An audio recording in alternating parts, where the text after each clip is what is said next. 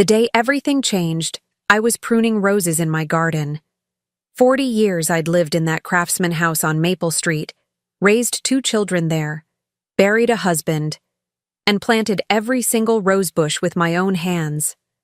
I remember reaching for a particularly stubborn branch when suddenly the garden tilted sideways.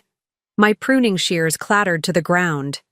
I tried to call out, but my words came out garbled, like someone had rewired my brain overnight. The last thing I saw before darkness took me was my neighbor Ed's face, his eyes wide with panic as he sprinted across our adjoining lawns. Before we jump back in, tell us where you're tuning in from. And if this story touches you, make sure you're subscribed, because tomorrow I've saved something extra special for you. I woke up 3 days later in Riverside General, with tubes snaking from my arms and the steady beep of machines confirming I was still alive. The stroke had hit the left side of my brain, the speech and movement center, the doctors explained. I couldn't form words, couldn't lift my right arm, couldn't even stand without assistance. In that moment, I wasn't Eleanor Blackwood, beloved English teacher and community volunteer. I was just another statistic, another elderly patient with a long, uncertain recovery ahead. What I didn't know then was that my children had already started dividing up my possessions. I wasn't always the silent observer in my children's lives. Once upon a time, Michael and Rebecca depended on me for everything. I still remember Michael's first asthma attack, how I stayed awake for 72 hours straight, monitoring his breathing, researching specialists until I found the best pediatric pulmonologist in 3 states, and Rebecca's dyslexia diagnosis in 2nd grade. I spent every evening for 2 years developing customized reading exercises, working alongside her while my dinner grew cold and my own grading piled up. My husband Thomas always said I gave too much. "Ellie," he'd tell me, "you can't pour from an empty cup." But I never saw it as sacrifice. They were my children. What else would a mother do? When Thomas died of heart failure 8 years ago, Michael and Rebecca were already grown with families of their own. Michael had followed his father's footsteps into finance, becoming an investment banker with a corner office and a view of downtown. Rebecca had built a successful career in marketing, specializing in luxury real estate. They both had beautiful homes in the suburbs, private schools for their children, annual vacations to Europe or the Caribbean. I sold Thomas's beloved sailboat to help Michael with the down payment on his house. When Rebecca needed seed money to start her marketing firm, I liquidated the stocks Thomas and I had been saving for a European cruise in our retirement. Small sacrifices in the grand scheme of things. I never regretted them. What I did regret was how gradually, almost imperceptibly, our relationship changed after Thomas died. The Sunday dinners became monthly, then quarterly. Phone calls grew shorter, more perfunctory. At first, I chalked it up to their busy lives. But then I began noticing other things. Rebecca started bringing me brochures for retirement communities. "Just something to think about, Mom," she'd say casually. "This place has wonderful activities. You wouldn't be so isolated." Michael would casually mention how valuable Craftsman Homes had become in Riverside's real estate market. "You're sitting on a gold mine, Mom. Have you considered downsizing?" I wasn't ready to leave my home, my garden, my neighborhood. The house was paid off, and between my teacher's pension and Thomas's life insurance, I was comfortable. Besides, I wasn't some fragile old woman who needed to be tucked away. I was still teaching adult literacy at the library twice a week, still serving on the community garden board, still perfectly capable of living independently. "I appreciate your concern," I told them firmly, "but I'm staying put." That seemed to settle things, at least on the surface, but I couldn't help noticing how they'd exchange glances when I mentioned needing a plumber for a leaky faucet or when I complained about the property taxes increasing. In their eyes, I was becoming a problem to solve. Still, I believed in them. These were the children I'd raised to be compassionate, to value family above all else. They were good people who loved me. They just didn't understand how much this house, this independence, meant to me. Then came the stroke, and everything I thought I knew about my children was turned upside down. I spent 3 weeks in the hospital before being transferred to Riverside Rehabilitation Center. The first month passed in a haze of frustration and small victories. Learning to hold a spoon again, forming simple words, taking a few steps with a walker. Dr. Whitman, my neurologist, was cautiously optimistic. "You're making remarkable progress, Eleanor," she told me. "Your determination is impressive." What she didn't say, what I pieced together from nurses' whispered conversations, was that my children had already been discussing long-term care options. Not rehabilitation, not recovery, but permanent care. I discovered why one afternoon when Grace, my physical therapist, wheeled me into the garden for our session. We were working on coordination exercises when she mentioned, almost casually, "Your house sold quickly. In this market, I'm not surprised." My hand froze mid-exercise. My house? The words came out slurred but understandable. 3 weeks of speech therapy had given me back that much. Grace's expression shifted instantly to concern. "I'm sorry, I thought you knew. I overheard your daughter on the phone yesterday. She was telling someone the closing was next week." The world tilted again, not from another stroke, but from betrayal. My house, my home, sold without my knowledge, without my consent? How was that even possible? I thought back to the documents I'd signed years ago after Thomas died. Power of attorney forms, just in case something happened to me. Michael had insisted it was standard procedure. "Just a precaution, Mom," he'd said. "You do the same for us." Now I understood what that precaution really meant. That night, I lay awake in my hospital bed, staring at the ceiling, forming a plan. My body might be weakened, my speech impaired, but my mind was razor sharp. If Michael and Rebecca thought they could erase 40 years of my life without consequence, they were about to learn otherwise. The next morning, I asked to use the phone. When the nurse brought it, I dialed a number I knew by heart. "Marcus Jensen's office," a receptionist answered. "Eleanor Blackwood," I managed to say. "Need see him. Urgent." There was a pause on the line. Marcus had been my attorney for decades, handling Thomas's will, our estate planning, everything. "Mrs. Blackwood, we heard about your stroke. I'm so sorry. Let me check if Mr. Jensen can come to you." 2 days later, Marcus sat beside my bed, his familiar weathered face creased with concern. At 70, he'd been threatening retirement for years, but couldn't quite bring himself to leave his practice. "Ellie," he said gently, using the nickname few people did anymore. "What's happened?" I took my time, forcing each word out clearly despite my frustration. I told him about the house, about the power of attorney, about my suspicions that Michael and Rebecca were dismantling my life while I was too incapacitated to stop them. Marcus listened, his expression darkening. When I finished, he removed his glasses and pinched the bridge of his nose. "This is troubling. Legally, with the power of attorney, they can make financial decisions if you're incapacitated. But selling your primary residence without your explicit consent or clear necessity." He shook his head. "At minimum, it's ethically questionable." Can stop it? Preparing and narrating this story took us a lot of time, so if you are enjoying it, subscribe to our channel. It means a lot to us. Now back to the story. I asked. "Possibly. We'll need to demonstrate you're of sound mind, capable of making your own decisions." He leaned forward. "But Ellie, challenging your children legally could get messy. Are you sure you want to go down that road?" I thought about every dinner I'd cooked for them, every school project I'd helped with, every financial sacrifice I'd made without hesitation. I thought about the casual way they'd decided my home didn't matter, that my wishes didn't matter. "Yes," I said clearly. "Very sure." Marcus nodded. "Then here's what we'll do." Over the next week, Marcus arranged for a court-appointed evaluator to assess my mental capacity. Dr. Whitman provided documentation showing my cognitive functions were unimpaired despite my physical limitations. And most importantly, Marcus discovered something that changed everything. "The house isn't just in your name," he told me during his next visit. "The deed was never updated after Thomas died.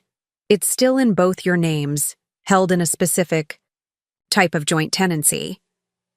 Due to a quirk in the language, the power of attorney Michael wouldn't apply to the property without additional specific authorization, which wasn't included." For the first time since the stroke, I smiled, a real smile that reached my eyes. "What want now?" I asked. "That depends," Marcus said, pulling out a legal pad. "What do you want?" I spent the next hour outlining exactly what I wanted. A new will, revocation of the existing power of attorney, and something special, something that would ensure my children understood the consequences of their actions. As Marcus was leaving, I caught his sleeve. "One more thing." "Yes?" "Don't tell them," I said, the words coming out surprisingly clear. "Let me." Marcus's eyes twinkled. "Ellie Blackwood, you always were a force to be reckoned with, stroke or no stroke." That afternoon, during my physical therapy session, Grace noticed the change in me. "You seem different today," she observed as she helped me practice standing. "Have plan," I told her. "Good for you," she said, supporting my elbow as I took a shaky step forward. "You know, most stroke patients your age would be satisfied with basic recovery. But you're pushing for complete rehabilitation. It's inspiring." I gripped the parallel bars, determination fueling every movement. "Not done yet." Grace smiled. "No, I don't think you are." That evening, Rebecca came to visit, bringing a glossy brochure for Sunset Vista Assisted Living.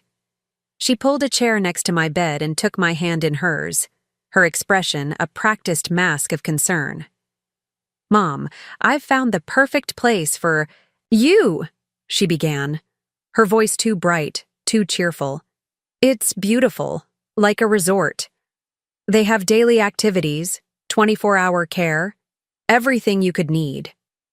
I withdrew my hand from hers. "My house?" I asked directly. Rebecca's smile faltered. "What about it? You sold it." The accusation hung in the air between us. Rebecca's cheeks flushed. "It was the logical decision, Mom," she said, her tone shifting from cheerful to defensive. "You can't possibly live there anymore, not after the stroke. The stairs alone would be impossible." Michael and I discussed it thoroughly.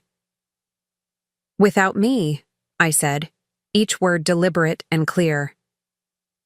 "You were in no condition to participate in those discussions," Rebecca replied, crossing her arms. "We did what any responsible children would do." I looked at her, really looked at her, and wondered when she had become this person. When had my thoughtful, compassionate daughter transformed into someone who could dismiss my autonomy so easily? "The closing," I said. "When?" "Next Wednesday," she admitted, not meeting my eyes. "But Mom, it's for the best. The money from the sale will ensure you have excellent care for the rest of your life." I nodded slowly, not in agreement, but in understanding. "Wednesday," I repeated. "Good to know." Rebecca seemed relieved by my apparent acceptance. She spent the rest of her visit chattering about the amenities at Sunset Vista, about how I'd make new friends, about how much simpler my life would be. I let her talk, conserving my energy for the battle ahead. After she left, I asked the nurse for my phone again. This time I called my neighbor, Ed Griffith. "Ellie," he exclaimed when he realized who was calling. "How are you? Everyone's been asking about you." "Need favor," I said. "Big one." Ed had been my neighbor for 15 years. After his wife died, I'd brought him dinner twice a week for months. When his arthritis flared up, I'd help tend his garden. We looked out for each other, the way neighbors used to do. Anything, he promised. Just name it. I told him what I needed, speaking slowly to ensure my words were clear. When I finished, there was a pause on the line. "You're sure about this?" he asked finally. "Never more sure." "Then consider it done," he said firmly. "Those kids of yours never did appreciate what they had in you, Ellie." I hung up feeling lighter than I had in weeks. The pieces were falling into place. Now I just needed my body to cooperate with my plan. The next morning, I attacked my therapy sessions with renewed vigor. Grace was startled by my intensity. "Whoa, slow down," she cautioned as I pushed myself to take more steps than usual. "Recovery isn't a race." "Need be stronger," I insisted. "By Wednesday." Grace gave me a searching look. "What happens Wednesday?" I managed a crooked smile.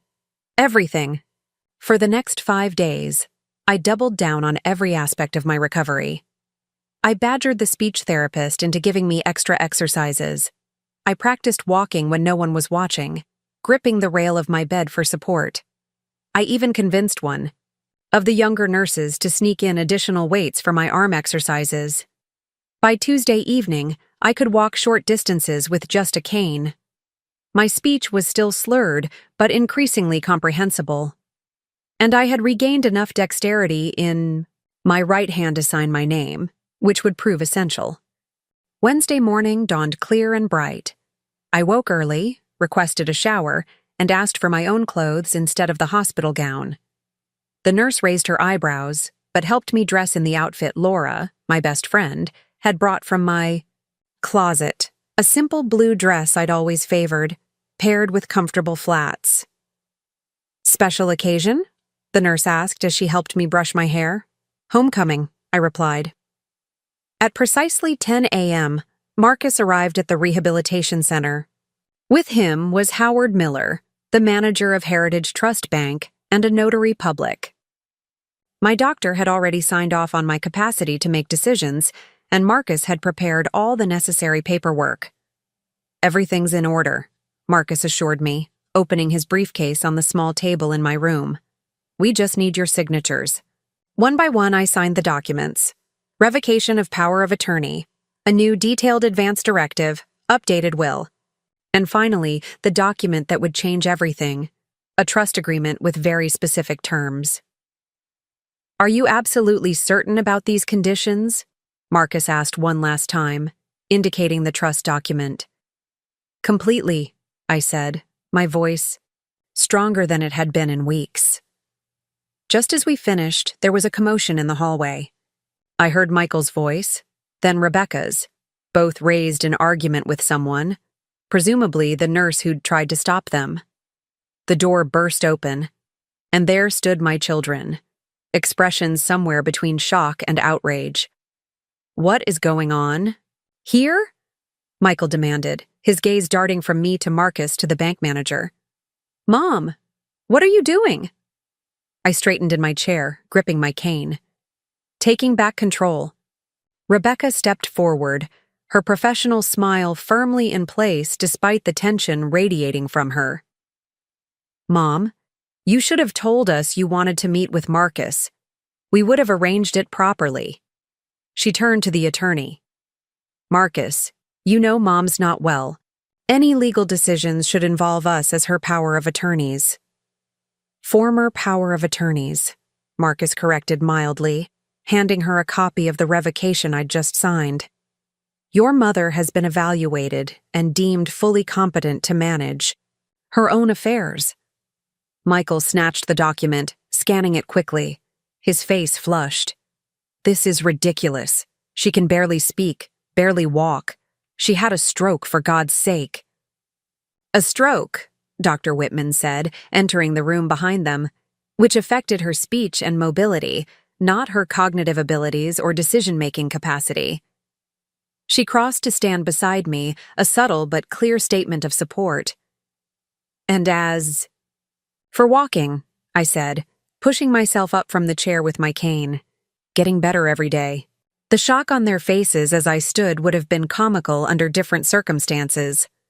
For weeks, they'd been making decisions based on the assumption that I was helpless, that I would remain helpless.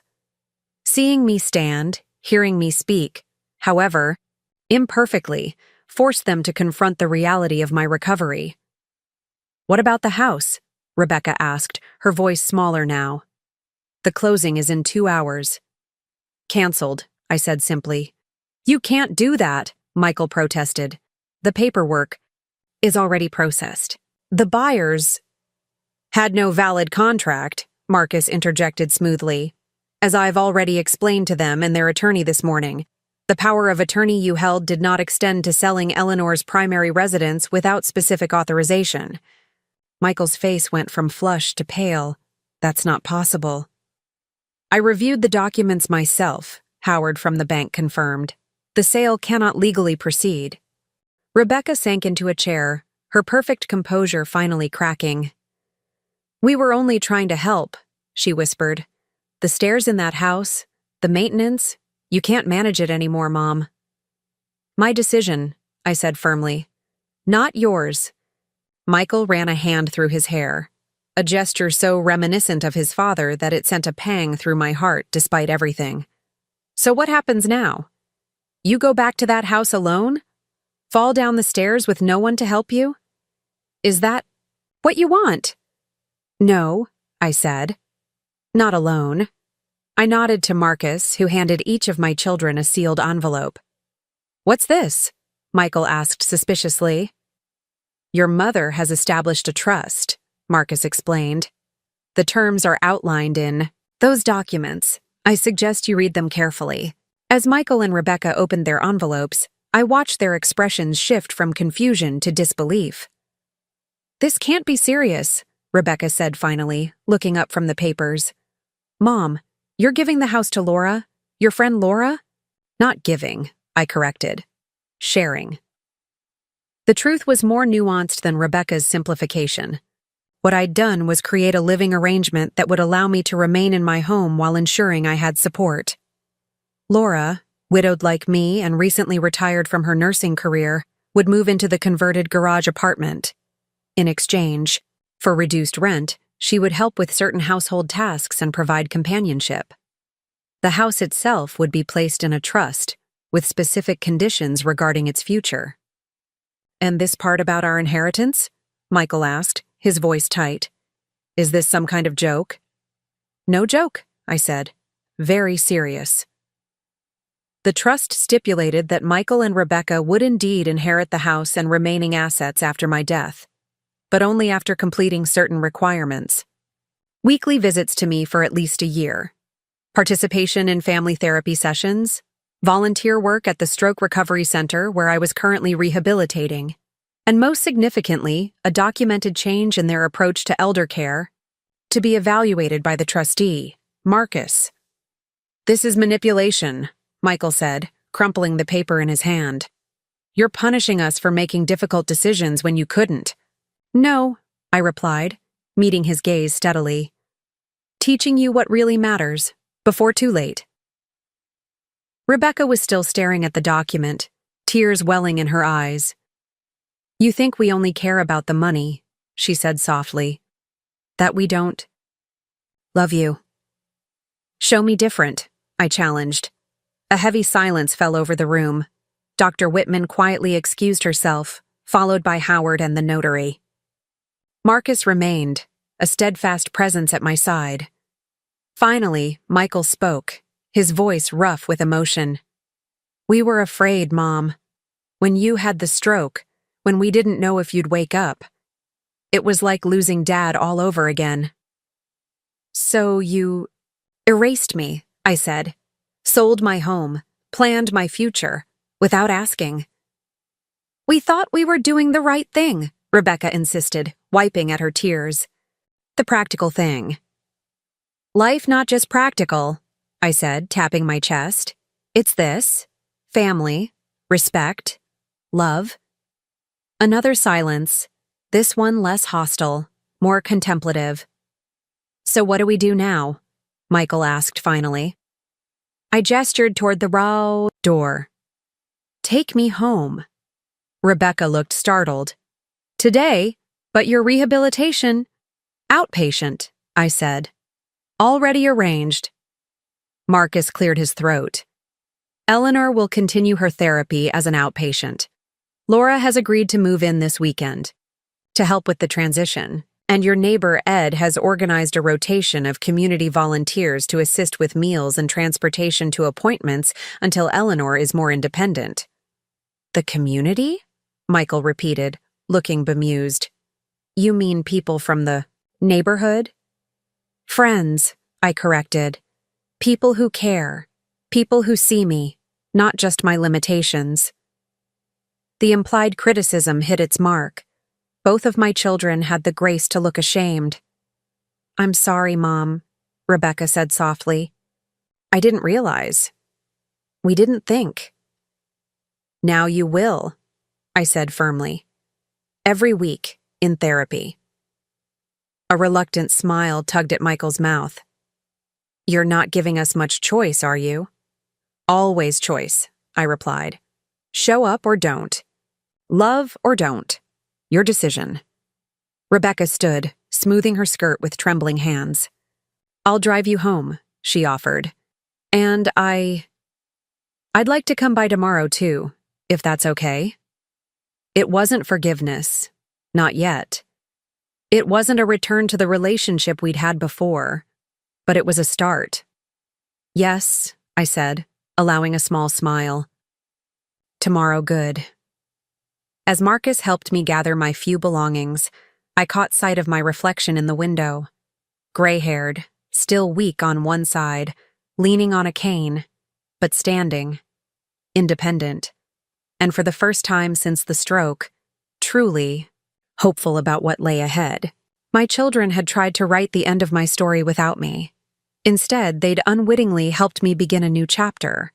One where I would never again allow anyone to silence my voice or dismiss my wishes. One where they would have the opportunity to become the people I'd always believed they could be. As we left the rehabilitation center, the sunshine warm on my face, I thought about the garden waiting for me at home.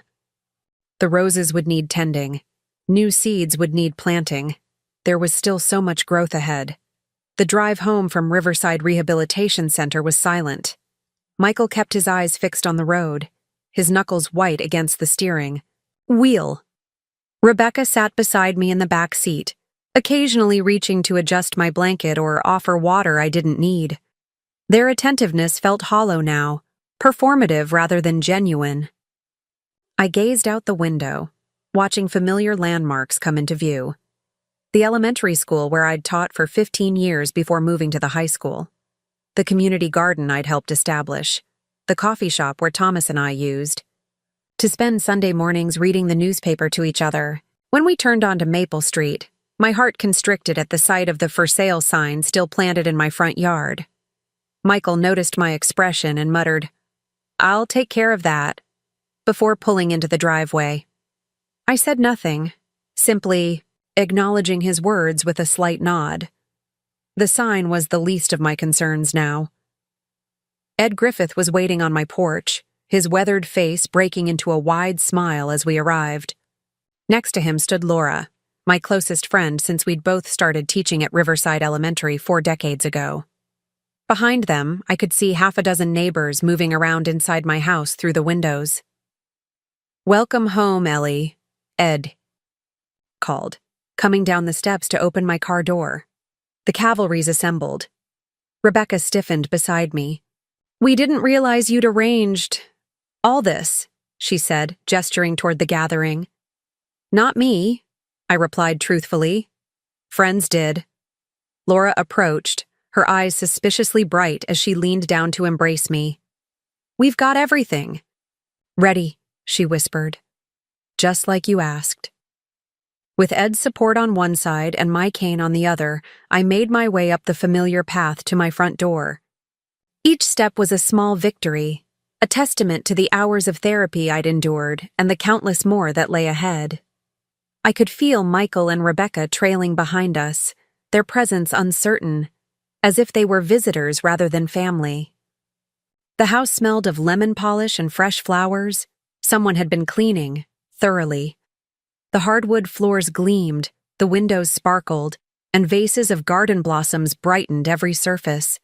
But what caught my eye immediately were the changes, practical modifications that would make my recovery easier. A ramp had been installed alongside the front steps. The furniture in the living room had been rearranged to create wider pathways. Grab bars had been mounted in strategic locations. "Surprise," Laura said softly. "The neighborhood renovation? Committee has been busy." "When did all this happen?" Michael asked, his tone somewhere between impressed and defensive. "Past week," Ed replied, not bothering to hide the edge in his voice. "Once we heard what was happening with the house. Figured if Ellie was coming home, and we all believed she would, she'd need some adjustments." I moved slowly through the entryway into the living room, tears welling in my eyes at the sight of familiar faces. Judy from across the street, who'd brought me soup when I had pneumonia 3 winters ago. Charlie from 2 doors down, whose children I'd tutored through difficult school years. Taylor, the young librarian who co-managed the literacy program with me. They'd all come. They'd all believed in my return when my own children had already written me off. "Kitchen's stocked," Charlie announced. "Freezer's full of meals for the next 2 weeks. Got a schedule worked out for who's bringing fresh ones after that. And I've set up a medication reminder system," Judy added, pointing to a digital device on the side table. "It'll ping when it's time for your pills. Voice activated, so no fiddling with tiny buttons." I sank into my favorite armchair, overwhelmed by their thoughtfulness. "Thank you," I managed to say, my voice still slurred but conveying the depth of my gratitude. Michael cleared his throat, clearly uncomfortable. "This is very kind of everyone. But Rebecca and I can handle things from here. Mom needs to rest now." The room grew still, a collective breath held as everyone looked to me for direction. I met Michael's gaze steadily. "Not tired," I said firmly. "Need to talk. With you and Rebecca. Alone." The neighbors exchanged glances, then began making their excuses, promising to return tomorrow, leaving containers labeled with reheating instructions, pressing gentle hands to my shoulder as they filed out. Only Laura remained, settling into the chair opposite mine with a determined set to her jaw. "I'm staying," she said, not to me but to my children. "That's the arrangement now." Once the front door closed behind the last neighbor, Michael turned to face me, his expression guarded. "Mom, what exactly is going on here? Yesterday, you were in rehab with a long-term care plan. Today, you've revoked our legal authority, canceled a house sale, created some kind of trust with conditions, and apparently organized a neighborhood support system without saying a word to us." "Not yesterday," I corrected. "Been planning since heard about house." The words came slowly, each one an effort, but I pressed on. "Found out by accident. You never told me." Rebecca sank onto the couch, her composure cracking. "We were going to tell you once everything was settled, once we found the right facility." "Right for who?" Laura interjected sharply. "Certainly not for Ellie." "Stay out of this," Michael snapped. "This is a family matter." "That's exactly why I'm here," Laura replied evenly. "Because I am family to Ellie, the kind that asks what she wants instead of deciding for her." I raised my hand, silencing them both. "Enough." I took a deep breath, concentrating on forming my words as clearly as possible. Need to understand why. Why sell without asking? Why decide my future? There was a long pause. Rebecca stared at her hands, twisting her wedding ring. Michael paced the length of the living room before finally stopping at the fireplace, his back to us as he studied the family photos arranged on the mantel. "The doctors weren't optimistic at first," he said finally, his voice low. "They said the damage was extensive, that recovery would be limited, that you might never regain independent living skills." "Dr. Whitman?" I asked, knowing she had never been so definitive in her prognosis to me. "No, the first doctor at the hospital," Rebecca cut in. "Before Dr. Whitman took over your case, he said most stroke patients your age either plateau early in recovery or decline. He advised us to prepare for the worst-case scenario." "And the worst case meant selling my home?" The words came out sharper than I'd intended, but I didn't soften them with a smile or a gentler tone. I needed them to hear the hurt beneath my anger. "We were trying to be practical," Michael insisted, turning back to face me. "This house has 3 bedrooms you don't use, stairs you can't climb, a yard that's too much work even before the stroke. The sale would have provided funds for quality long-term care." "Or early inheritance," Laura muttered under her breath. Michael's face flushed. "That's completely uncalled for. We weren't taking a penny for ourselves." "Really?" I asked, forcing my tired mouth to form the word precisely. "Then why rush? Why not wait until I could participate in decision?" Rebecca and Michael exchanged a look I couldn't quite interpret, a flicker of guilt, perhaps, or a silent agreement about how to proceed. "The real estate market in Riverside is hot right now," Rebecca said finally. "Properties like this are selling within days, often above asking price. We wanted to maximize the value to ensure you had the best care possible. And," Michael added, his tone softening, "we thought a clean break would be easier for you. No lingering attachment to a house you couldn't return to." I absorbed their explanations, searching their faces for signs they truly believed what they were saying. They did, I realized. In their minds, they'd acted out of pragmatism and a warped sense of mercy. But beneath those rationalizations lay something uglier, the assumption that my life was effectively over, that I had no say in what remained of it, that my needs and wishes were secondary to their convenience. "The house is not just property," I said slowly. "It's my life, my memories, my independence." "But that independence is gone now, Mom," Rebecca insisted, leaning forward. "You can't drive anymore. You can't tend your garden the way you used to. You can't even make a cup of tea without risking burns if your right hand gives out. How is that independence?" "By my choice," I replied firmly. "My limitations, my decisions about how to live with them." Laura reached over and squeezed my left hand, a gesture of solidarity that gave me strength to continue. "You decided I was finished," I said, each word deliberate. "A problem to solve, not a person with voice." Michael winced but didn't deny it. "We were overwhelmed, Mom. The doctors, the insurance forms, the rehabilitation options. It was all happening so fast.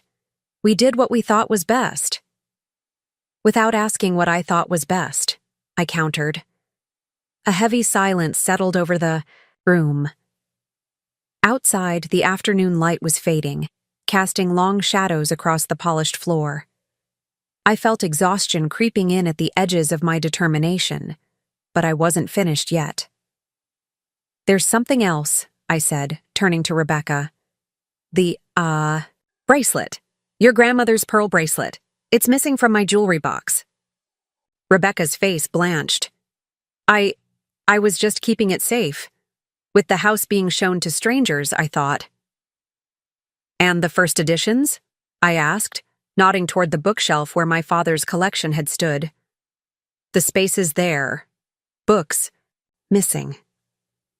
My daughter's eyes filled with tears. "I took them to be appraised," she admitted in a small voice. "I thought they should be insured separately, especially if they were going to be moved." "Divided already," I said, the hurt lancing through me sharper than any physical pain. "Before I was even gone." Michael at least had the decency to look ashamed. "It wasn't like that, Mom. We were just preparing." "For my death?" I asked bluntly. "Or for my inconvenient continued existence?" Neither of them answered. They didn't need to. The truth hung in the air between us, unmistakable and ugly. They had begun the process of erasing me, distributing my possessions, selling my home, relegating me to a facility where I wouldn't disrupt their carefully ordered lives.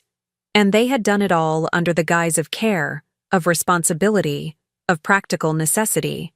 I was tired now, the emotional toll of the confrontation depleting what little energy I had regained. Laura, sensing this, stood up. "Ellie needs to rest now," she announced, her tone brooking no argument. "The visiting nurse will be here at 7 tomorrow morning to help with her morning routine. After that, the physical therapist comes at 10. You're welcome to visit after noon." Michael looked like he wanted to protest being dismissed from his mother's house, but something in Laura's expression stopped him. "We'll bring your things from the rehabilitation center tomorrow," he said instead, addressing me directly. "Is there anything specific you need tonight?" "Just peace," I replied honestly. "Time to think." Rebecca approached hesitantly, bending to kiss my cheek. I didn't pull away, but I didn't return the gesture either. "I'm sorry, Mom," she whispered. "I really thought we were doing the right thing." "No, you did," I acknowledged. "That's what hurts most." After they left, Laura helped me to the downstairs guest bedroom, which the neighbors had converted into a temporary main bedroom for me until I could manage the stairs again. Someone had brought my nightgowns down from the master bedroom, laid out my toiletries in the adjacent bathroom, even placed my reading glasses and current novel on the nightstand. These small kindnesses, set against my children's grand betrayal, brought fresh tears to my eyes. "Do you want to talk about it?" Laura asked as she helped me change into a nightgown. I shook my head, suddenly too drained for more words. Tomorrow would bring new battles, new therapy challenges, new adjustments to my altered reality. Tonight, I needed to simply absorb the fact that I was home. Truly home, despite the best efforts of those who should have fought hardest to keep me here. Laura seemed to understand. She squeezed my hand and turned to leave, pausing at the door. "For what it's worth, Ellie, what you did today was the bravest thing I've ever seen. Standing up to your own children, forcing them to see you as a person with agency instead of a problem to manage, that took incredible courage." "Not courage," I said softly. "Necessity." That night, in the familiar comfort of my own home, I dreamed of Thomas. We were in the garden, deadheading roses together as we'd done countless summer evenings. His hands, always so steady, worked alongside mine, snipping away spent blooms to encourage new growth. "You have to be ruthless sometimes," he was saying, as he'd often told me when I hesitated to cut back a plant drastically. "Prune hard now for better blooms later." I woke before dawn, the dream still vivid in my mind. Outside my window, I could just make out the silhouettes of my rose bushes in the dim light. They would need attention soon, pruning, feeding, careful tending to heal from neglect during my absence. Much like my relationship with my children, I realized. Cut back to essentials now, establish firm boundaries, and perhaps, with time and right conditions, new growth might emerge, healthier than before. The next few weeks passed in a blur of therapy sessions, medical appointments, and gradual adjustments to my new reality. True to their word, the neighbors maintained a rotation of support, driving me to appointments, bringing fresh meals, helping with household tasks I couldn't yet manage on my own. Laura settled into the garage apartment, her presence a constant, reassurance without being intrusive. Michael and Rebecca kept their distance at first, calling rather than visiting, their conversations stilted and awkward. I didn't push for more. The trust documents Marcus had prepared laid out clear expectations: weekly visits for a year, family therapy, volunteer work at the stroke center. The ball was in their court now. They could fulfill these requirements and rebuild our relationship, or they could walk away entirely. I had made my peace with either outcome. 3 weeks after my return home, I was sitting in the garden with Grace, my physical therapist, working through hand-strengthening exercises, When Rebecca's car pulled into the driveway, my daughter emerged, looking uncharacteristically casual in jeans and a simple blouse, her hair pulled back in a ponytail rather than her usual polished style. "Am I interrupting?" she asked, hovering uncertainly at the garden gate. Grace glanced at me for direction. I nodded slightly, and she gathered her equipment. "We're about finished anyway. Same time Thursday, Eleanor?" "Yes. Thank you," I replied, pleased that the words came more easily now. Daily speech therapy was gradually restoring my ability to communicate, though I still struggled with complex sentences and occasionally lost words mid-thought. As Grace left, Rebecca took the seat opposite me, her eyes taking in the garden, the weeds sprouting between the pavers, the overgrown lavender, the roses desperately in need of attention. "It's gotten away from you a bit," she observed. "Gardens wait," I said simply. First priority was walking, then speech, then fine motor skills. I held up my right hand, which still trembled slightly but could now grasp small objects. "Garden's patient." Rebecca nodded, her gaze now fixed on her hands folded in her lap. "I brought back Grandma's bracelet," she said finally, pulling a small velvet pouch from her pocket. "And the books. They're in the car." "Thank you."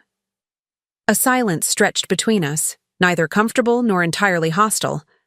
A bird sang in the maple tree overhead, its melody incongruously cheerful against our strained interaction. "I've been thinking a lot about what you said," Rebecca began hesitantly. "About us deciding you were finished. A problem to solve instead of a person." She looked up, meeting my eyes directly for the first time. "I want you to know that isn't how I see you. It never was. But I realize now that's how my actions made you feel, and I'm truly sorry for that." I studied her face, searching for the sincerity behind her practiced words. Rebecca had always been skilled at saying what people wanted to hear. It made her excellent at her marketing career, but genuine emotional honesty was harder for her. "Why really sell house?" I asked, cutting through the apology to the heart of the matter. Truth this time. Rebecca's composure faltered. She looked away, then back, her eyes suddenly swimming with tears. "Because I was terrified," she admitted, her voice breaking. "When I saw you in that hospital bed, tubes everywhere, not able to speak or move, it was like losing Dad all over again. Except worse, because you were still here, but not really here." A tear slipped down her cheek, and she brushed it away impatiently. The doctors kept using phrases like new normal and quality of life adjustments. Michael was talking about power of attorney responsibilities and financial planning. Everyone was acting like you were never coming back, not the mom I knew, and I couldn't bear it. "So decided it was easier if I didn't," I said softly, understanding dawning. "If you handled everything. Close that chapter." Rebecca nodded miserably. "It sounds horrible now, but in that moment, it felt like the kindest thing. To create a clear plan, manage the transition, make everything smooth and orderly. No lingering, no false hope, no drawn-out decline." She looked up, her eyes pleading. "I'm a planner, Mom. When things fall apart, I make plans. It's how I cope." "By controlling," I observed, without judgment. It was a trait she'd inherited from me, though I'd learned over the years to temper it with flexibility. "Even when not yours to control." "Yes," she whispered. "Even then. Especially then."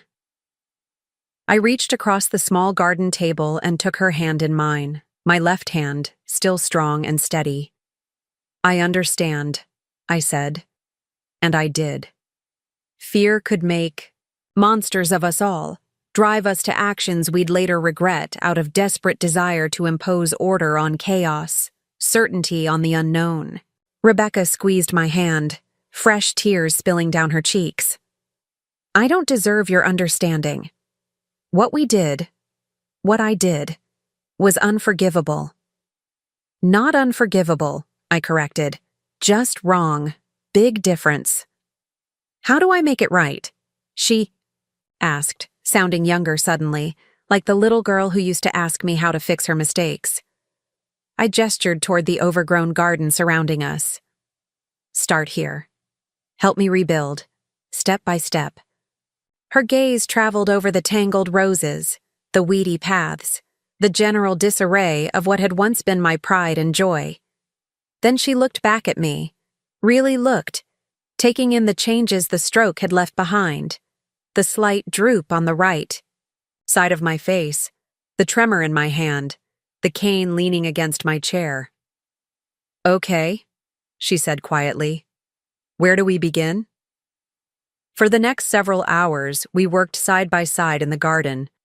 Rebecca followed my halting instructions, cutting back dead growth, pulling weeds, turning soil around struggling plants. We didn't speak much beyond the necessary communication about the tasks at hand, but something shifted between us, a tentative bridge forming across the chasm of hurt and betrayal. As the sun began to set, casting long shadows across the freshly tended beds, Rebecca sat back on her heels, surveying our progress. It's still a mess, she observed, but less of one. Gardens and relationships, I replied. Same way. Time and attention, cutting away dead parts, fresh soil, new growth. Rebecca smiled, a genuine smile that reached her eyes. When did... You get so philosophical, Mom. Stroke, I said, tapping my temple. Makes you think about what matters. Before she could respond, the garden gate opened, and Michael appeared, looking startled to find us both dirt-streaked and sweaty among the roses. I tried calling, he said, holding up his phone. When you didn't answer, I thought I'd check if everything was okay.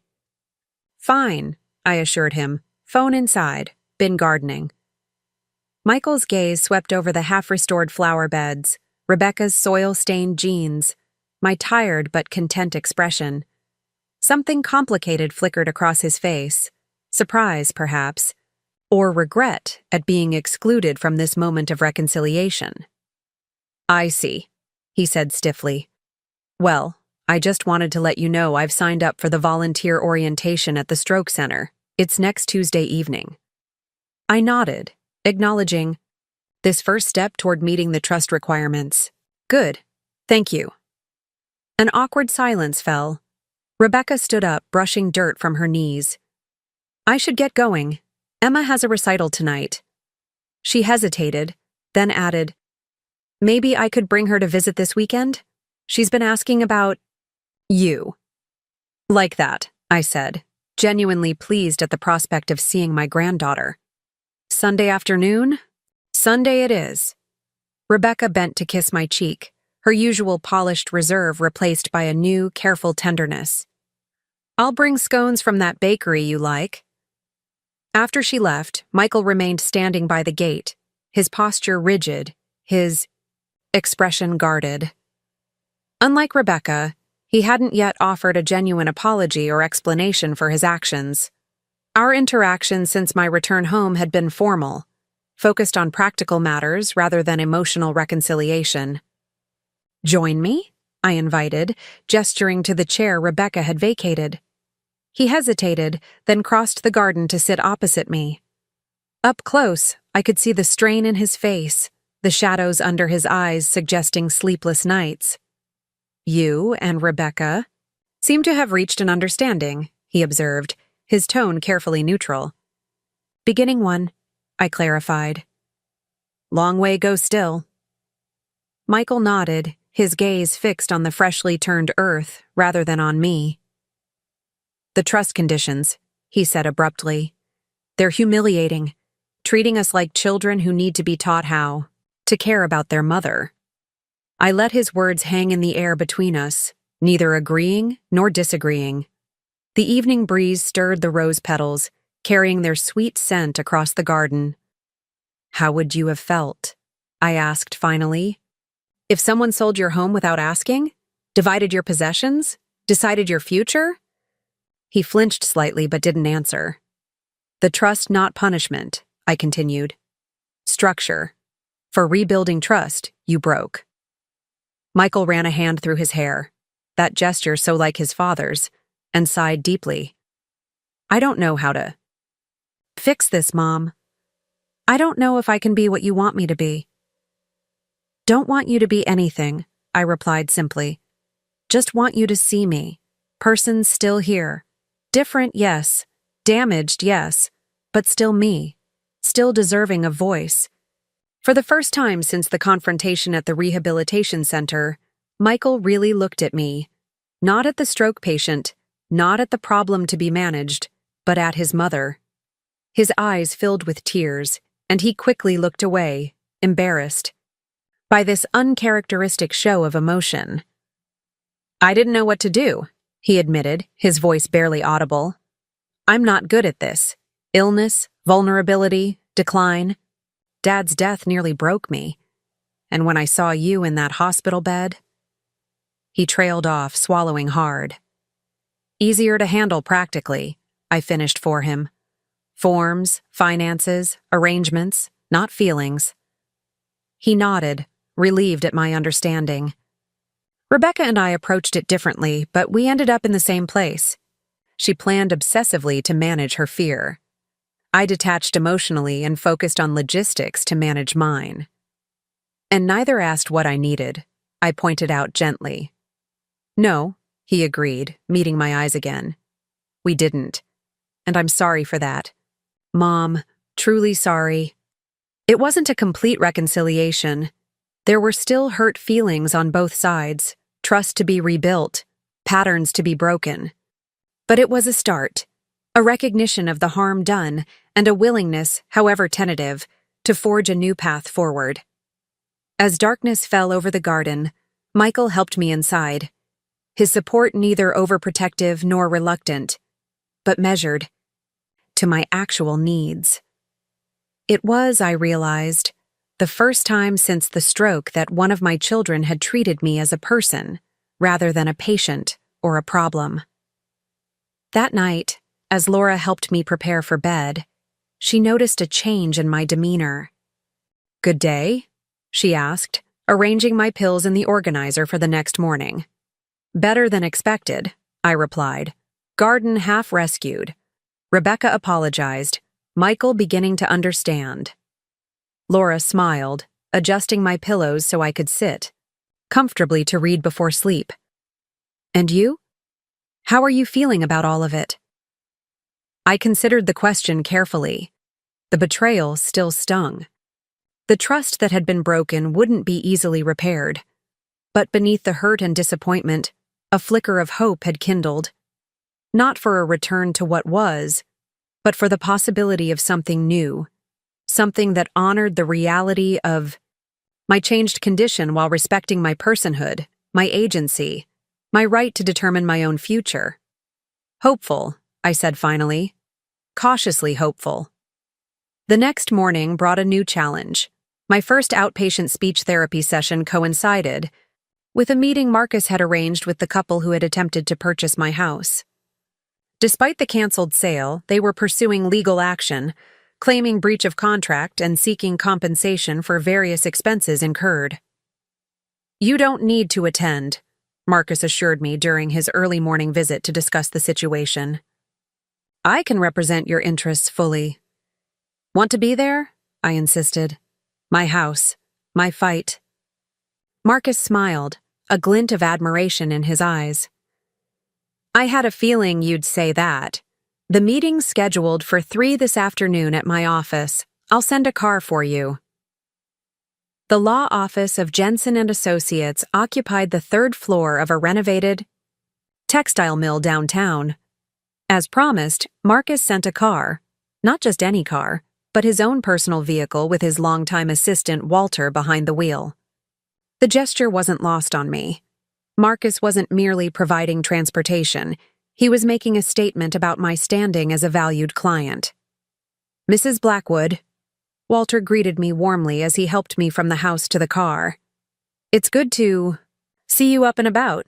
Mr. Jensen speaks very highly of your recovery. Laura hovered on the porch, uncertainty written across her face. "Are you sure you don't want me to come along? This sounds like it could be stressful." I shook my head firmly. "Need do this myself." My speech had improved significantly over the past few weeks, though I still occasionally dropped articles and pronouns when tired or emotional. Important they see me, not just name on paper. The ride downtown took 15 minutes, during which I mentally rehearsed what I wanted to say at the meeting. Marcus had advised me to let him do most of the talking, but there were points I was determined to make personally, regardless of my still impaired speech. Walter pulled up to the building's side entrance, where an elevator provided direct access to the third floor. "Mr. Jensen is waiting for you upstairs," he said, coming around to help me out of the car. "Take your time, Mrs. Blackwood. No rush." I made my way slowly into the building, leaning on my cane. My right leg had regained much of its strength, but my balance remained unreliable, especially in unfamiliar settings. The elevator ride was brief, opening directly into the tasteful reception area of Marcus's firm. Marcus himself was waiting for me, dressed in one of his impeccable charcoal suits. "Right on time, Ellie," he said warmly, extending his arm for support. "The Templetons and their attorney arrived a few minutes ago. They're in the conference room." "Who else?" I asked, suddenly apprehensive about the number of people I'd be facing. "Just my associate, Diane," Marcus assured me. "She's taken the lead on researching the property law aspects of this case." I nodded, squaring my shoulders. "Let's go." The conference room was spacious and bright, with large windows overlooking the river. 4 people sat around the polished oak table. A middle-aged couple I assumed were the Templetons, a sharp-featured woman in a navy suit who could only be their attorney, and a younger woman with sleek dark hair whom Marcus introduced as Diane, his associate. "Mrs. Blackwood," Marcus announced as we entered, "may I present Jeffrey and Catherine Templeton and their attorney, Ms. Abigail Frost. This is my client, Eleanor Blackwood, the legal owner of the property in question." I noted he didn't mention my stroke or health status. Another deliberate choice I appreciated. I was here as a property owner defending my rights, not as a patient or victim. The Templetons regarded me with barely concealed surprise. Perhaps they'd expected someone more, visibly incapacitated, someone who would validate their narrative that I was incompetent to make my own decisions. "Mrs. Blackwood," Jeffrey Templeton began, his tone carefully modulated to project reasonable concern. "We're truly sorry about your health difficulties. We had no idea the circumstances surrounding the sale were irregular. Yet here we are," their attorney interjected smoothly, "dealing with significant financial and emotional costs due to those irregularities. My clients put their own home on the market based on assurances from your children that the purchase of your property was proceeding normally. They've incurred moving expenses, storage fees, and temporary housing costs, not to mention the stress of this situation." Marcus opened a folder, his manner unhurried. "Before we address those claims, let's clarify the legal standing of the attempted sale. Diane, would you please summarize your findings?" The young associate nodded and consulted her notes. The power of attorney document executed by Mrs. Blackwood granted her children authority to make financial and medical decisions in the event of her incapacity. However, it did not specifically authorize the sale of her primary residence without her explicit consent, which would have required additional documentation under state law. Furthermore, Marcus added, Mrs. Blackwood's medical team has confirmed that while she experienced physical limitations following her stroke, her cognitive functions and decision-making capacity remained intact. She was never legally deemed incapacitated in a way that would trigger the broader powers under the POA. Abigail Frost's expression tightened. Yet her children clearly believed they were acting within their authority. My clients relied on that representation in good faith. This was the moment I'd prepared for. I leaned forward slightly, making eye contact with the Templetons directly. "Not Children's House to sell," I said, my words measured and deliberate. "Never gave permission. Never asked. I tapped my temple with my left hand. Mine still works. Stroke took words, not thoughts. Catherine Templeton's composure faltered slightly. She glanced at her husband, then back at me. Mrs. Blackwood, we understand this is difficult. But we're victims here too. We love your house. It's exactly what we've been searching for. And now we're in limbo. Our own home sold, living in a short-term rental. Sympathy for situation, I acknowledged, but not my doing.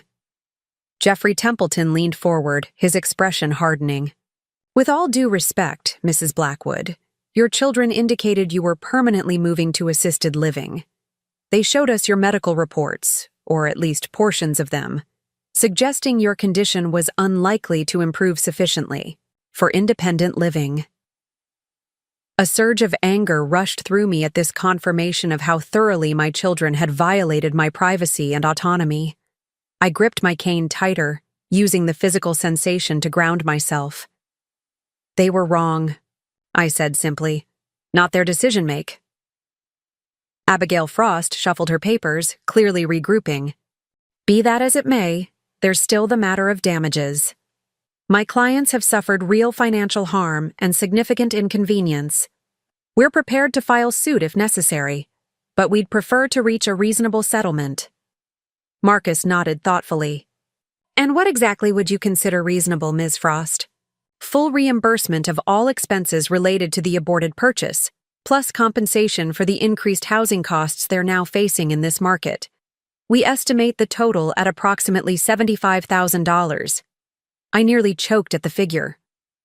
Marcus remained impassive, but I could sense his controlled outrage in the slight tightening of his jaw. That's quite a sum for a sale that never legally occurred, he observed mildly, especially considering my client was the victim of actions taken without her knowledge or consent. We're not unsympathetic to Mrs. Blackwood's situation, Jeffrey, Templeton insisted. But someone needs to take responsibility for this mess. I looked at the couple across the table, really looked at them, their expensive clothes, their air of entitlement, their assumption that their inconvenience deserved five-figure compensation. And in that moment, something crystallized within me. A clarity, a resolve that had been building since I first discovered my children's betrayal. Responsibility, I repeated, the word coming out clear and strong. Yes, important concept. I turned to Marcus. May I? He nodded, recognizing my intention to speak at length. I took a deep breath, focusing on forming each word as distinctly as possible. My children exceeded authority, made decisions not theirs make, violated my privacy sharing medical information. Those actions wrong and hurtful. But they not in this room today. I paused, gathering my thoughts and strength for what I needed to say next. You dealing with me now. Eleanor Blackwood, stroke survivor, homeowner, woman who knows her rights. I pointed to the stack of papers on the table. Those contracts invalid. House never for sale. You want sue someone? Sue my children who misled you. Not me. The room fell silent. The Templetons stared at me, clearly taken aback by my directness and clarity of purpose. I am sorry for your situation, I continued, my voice steady despite the effort each sentence required. But that house my home for 40 years. Place, I raised children, buried husband, planted garden. Not just property to me, it's my life. Catherine Templeton's expression softened slightly. We understand that, Mrs. Blackwood. Perhaps we could discuss a delayed sale. Once you've had more time to recover and make arrangements. I shook my head firmly. Not selling. Not now. Not later. My decision. Final. Jeffrey Templeton's frustration broke through his polished veneer. This is absurd. We've wasted weeks on this purchase. Our belongings are in storage. Our children were registered for the Riverside School District, all because your family assured us this was a done deal. Mr. Templeton, Marcus interjected. Smoothly, I understand your frustration, but directing it at my client is neither productive nor appropriate. As Mrs. Blackwood has made clear, she was not party to those assurances. Abigail Frost leaned toward her clients, whispering something. That caused Jeffrey to sit back, visibly trying to control his temper. She then turned to us with a professional smile that didn't reach her eyes. Perhaps we could take a short break? I'd like to confer with my clients privately. Marcus agreed, and he helped me to a small adjoining office where I could rest during the recess. As soon as the door closed behind us, he broke into a broad smile. Ellie, that was magnificent, he said warmly. You couldn't have been clearer or more compelling. I sank gratefully into a comfortable chair, suddenly aware of how much energy the confrontation had required. Think it made difference? Absolutely, Marcus assured me. The Templetons came in expecting to intimidate what they assumed would be a frail, confused woman who would be eager to settle. Instead, they found themselves facing someone formidable and absolutely certain of her position. He chuckled. The look on Jeffrey's face when you told him to sue your children instead, priceless. I managed a small smile, though guilt immediately followed. Despite everything, Michael and Rebecca were still my children. Suggesting they bear the legal consequences of their actions was necessary but not easy. What happens now? I asked. Marcus settled into the chair opposite mine. My guess? They'll come back with a significantly reduced settlement demand. They know their legal position is weak. They're just hoping to recoup some of their expenses. And if we refuse? They could file suit, but it would likely be dismissed fairly quickly. They had no valid contract with you, and they should have done more due diligence before taking actions based on representations from your children. I nodded, processing this information. What would you advise? Marcus considered for a moment. From a strictly legal perspective, you owe them nothing. But offering a small gesture of goodwill, perhaps covering their actual out-of-pocket expenses for the home inspection and application fees, maybe $2,000 total, could bring this matter to a clean close. Not $75,000, I said with a wry smile. Definitely not, Marcus agreed emphatically. 20 minutes later, we reconvened in the conference room. The Templetons looked considerably less confident than before, and their attorney's manner had become more conciliatory. After discussing the situation, Abigail began, My clients are willing to reduce their settlement request to $25,000, which represents only their direct expenses related to this transaction. Marcus raised an eyebrow skeptically. Perhaps you could itemize those direct expenses for us? What followed was a rather strained presentation of costs that seemed inflated at best and fabricated at worst. Storage fees for 3 months in advance, luxury temporary housing, even the cost of a trip they'd taken to Europe to reduce their stress while waiting for the closing. When they finished, Marcus slid a single sheet of paper across the table. Here is our counteroffer. Mrs. Blackwood will cover the documented costs of the home inspection, application fees, and reasonable attorney's fees related specifically to the purchase contract. The total comes to $2,250. Jeffrey Templeton flushed with anger. This is insulting. You can't seriously expect— It's more than fair, Marcus interrupted smoothly. In fact, it's generous, considering my client had no legal obligation whatsoever in this matter. We could take this to court, Abigail warned, though I detected uncertainty in her tone. You could, Marcus agreed pleasantly. But I doubt any judge would look favorably on claims against a stroke survivor whose home was nearly sold without her knowledge or consent, especially given the clear limitations of the power of attorney in question. A tense silence followed. Catherine Templeton whispered something to her husband, who shook his head sharply before turning back to us. 5,000, he countered, and we want a written statement acknowledging that we acted in good faith based on representations from Mrs. Blackwood's children.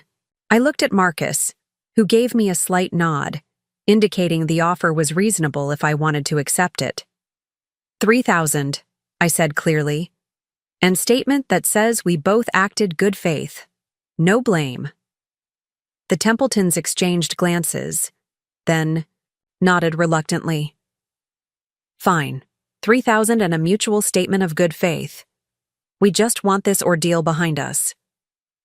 As does Mrs. Blackwood, Marcus replied, signaling to Diane to draft the necessary paperwork. An hour later, the agreement was signed. The Templetons left without further conversation, their disappointment and lingering resentment palpable. As soon as they were gone, I sagged in my chair, suddenly exhausted. You did wonderfully, Ellie, Marcus said, genuine admiration in his voice.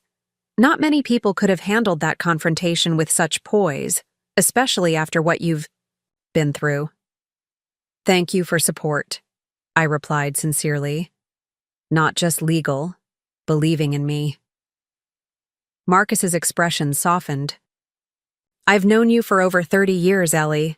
Stroke or no stroke, you're still the same determined woman who marched into my office decades ago to make sure Thomas's life insurance policy was ironclad because, as you put it, no one's going to deny my children security if something happens.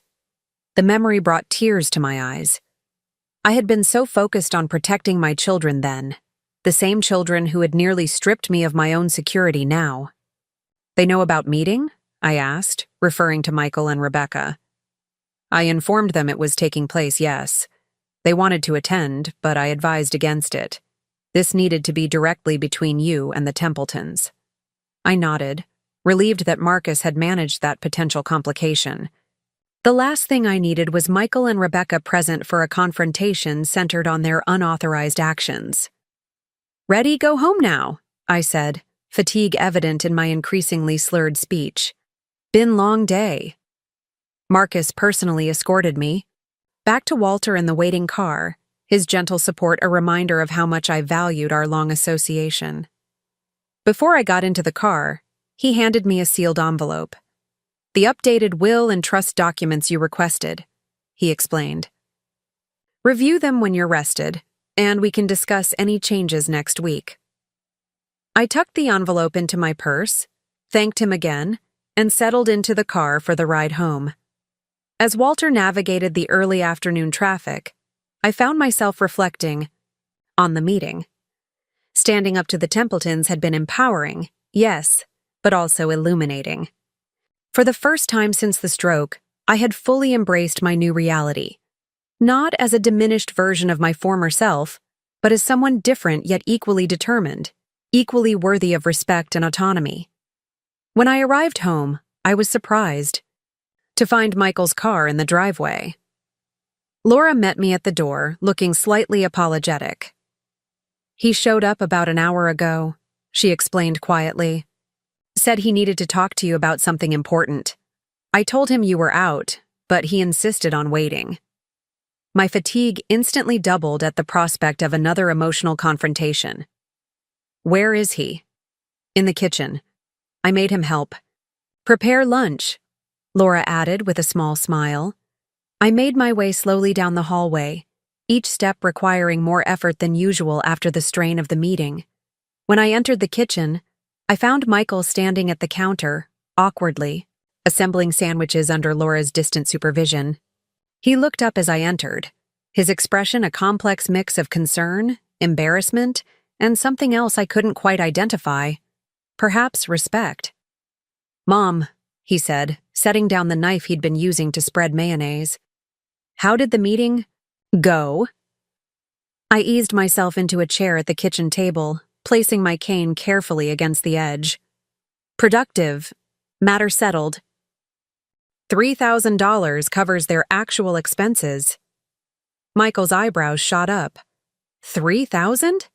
They were asking for 75,000 when I spoke to their lawyer last week. Meeting them in person made difference, I said simply. Seeing me, hearing me, understanding this my home, my choice. A flush crept up Michael's neck.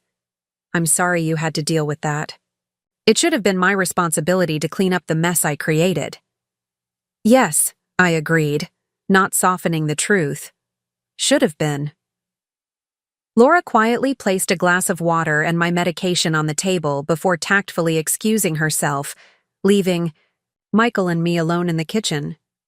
He finished making the sandwiches in silence, then brought 2 plates to the table, sitting across from me. "Marcus called me after the meeting," he said finally. "He said you were impressive. That you made it absolutely clear the house was never for sale and never would be." I nodded, taking a small bite of the sandwich. I was hungry after the morning's exertions, but eating remained a conscious effort, requiring concentration, to coordinate swallowing safely. "The trust documents," Michael continued, his voice carefully neutral. "The ones that specify weekly visits, family therapy, volunteer work. I've been thinking about those conditions a lot." "And?" I prompted, when he paused. "At first I was angry. It felt like you were treating us like children, using your money to force us into a relationship on your terms." He set down his sandwich, meeting my eyes directly. "But after today, hearing how you stood up to the Templetons, insisted on your right to determine your own future, I'm starting to understand it differently." I waited, giving him space to find his way to whatever realization was forming. "You're not using the trust to control us," he said slowly. "You're using it to teach us something we should already know, something about respect and agency and I'm seeing people for who they are, not who we assume them to be." "Yes," I said simply, touched by his insight. Michael looked down at his barely touched lunch. "I've volunteered at the stroke center twice now. Just basic stuff, helping with paperwork, serving coffee during support group meetings. But it's eye-opening. These people aren't just patients or statistics. They're engineers and teachers and grandparents with full lives and opinions, and hopes despite their limitations." "Like me," I observed. "Like you," he agreed, his voice roughening with emotion. "Mom, I don't know if you can ever fully forgive what Rebecca and I tried to do, but I want you to know I'm starting to understand why it was so wrong, and I'm trying to change, not just to satisfy the trust conditions, but because I need to be better than I was." It was the most honest conversation we'd had since the stroke, perhaps in years. The wall of professional distance Michael had built around himself seemed to have cracked, allowing me a glimpse of the uncertain, seeking person beneath the polished exterior. "Good beginning," I said, reaching across the table to briefly touch his hand. "Takes time, for both of us." We ate in companionable silence for a few minutes. Then Michael cleared his throat, looking somewhat uncomfortable. "There's something else I need to tell you. It's about Rebecca." My stomach tightened with apprehension. "What about her?" "She's not handling all this as well as it might seem. Philip says she's barely sleeping, constantly anxious. Her boss called me yesterday, concerned about her performance at work." Michael hesitated. "I think she's truly devastated by what happened. Not just the practical fallout, but the realization of how deeply she hurt you." I absorbed this information, my heart aching despite everything. Rebecca had always been my more sensitive child, though she'd worked hard to develop a polished professional veneer that disguised her emotional vulnerability. If she was struggling visibly enough for her workplace to notice, the situation was serious indeed. "She hasn't said anything during visits," I observed. Rebecca had been coming by regularly, helping in the garden or bringing small gifts, her way of trying to make amends without directly addressing the emotional chasm between us. "She wouldn't," Michael replied. "You know Rebecca. She'd rather suffer in silence than admit she's not coping, but Philip is worried about her. And honestly, so am I." I sighed deeply, conflicted between my lingering hurt and my instinctive concern as a mother. "What you suggesting I do?" Michael shook his head quickly. Nothing really. I just thought you should know. This isn't just hard on you, it's hard on her too. Different way, different reasons, but still hard. I nodded slowly, processing his words. Thank you for telling me. We'll think about it. After lunch, Michael helped me to the sunroom, where I often rested in the afternoons. Before leaving, he hesitated in the doorway, clearly wanting to say something more. The volunteer coordinator at the stroke center mentioned they're looking for someone to help with their communication skills group. He said tentatively, given your background as an English teacher. Well, I thought maybe someday when you're stronger you might consider it. Some of the patients are really struggling to relearn reading and writing. I was touched by the suggestion, not just because it indicated Michael was thinking about my recovery in a more positive light, but because it acknowledged my identity beyond stroke survivor. I was still a teacher at heart, still someone with valuable skills to share. Might do that? I agreed, when stronger. After Michael left, I opened the envelope Marcus had given me, reviewing the updated legal documents with careful attention. The will, the trust conditions, the advance directive, all reflected my wishes exactly as I'd outlined them. I signed where indicated, making my intentions official. Later that evening, just as Laura and I were finishing dinner, the doorbell rang. Laura went to answer it and returned with Rebecca, looking pale and drawn in the fading light. I'm sorry. To drop by unannounced, she said, hovering uncertainly near the table. I can come back tomorrow if this isn't a good time. It's fine, I assured her, gesturing to the empty chair. Join us. Tea? Rebecca sat, declining the offer with a small shake of her head. Up close, the signs of strain were even more evident. Shadows beneath her eyes, tension around her mouth, a general air of exhaustion that makeup couldn't quite conceal. I heard about the meeting with the Templetons, she began, twisting her wedding ring nervously. Michael said you were amazing. Wasn't trying be amazing, I replied honestly. Just clear about what matters. Rebecca nodded, still not meeting my eyes directly. That's what I want to talk about, actually. What matters? She took a deep breath as if gathering courage. I've been doing a lot of thinking since everything happened.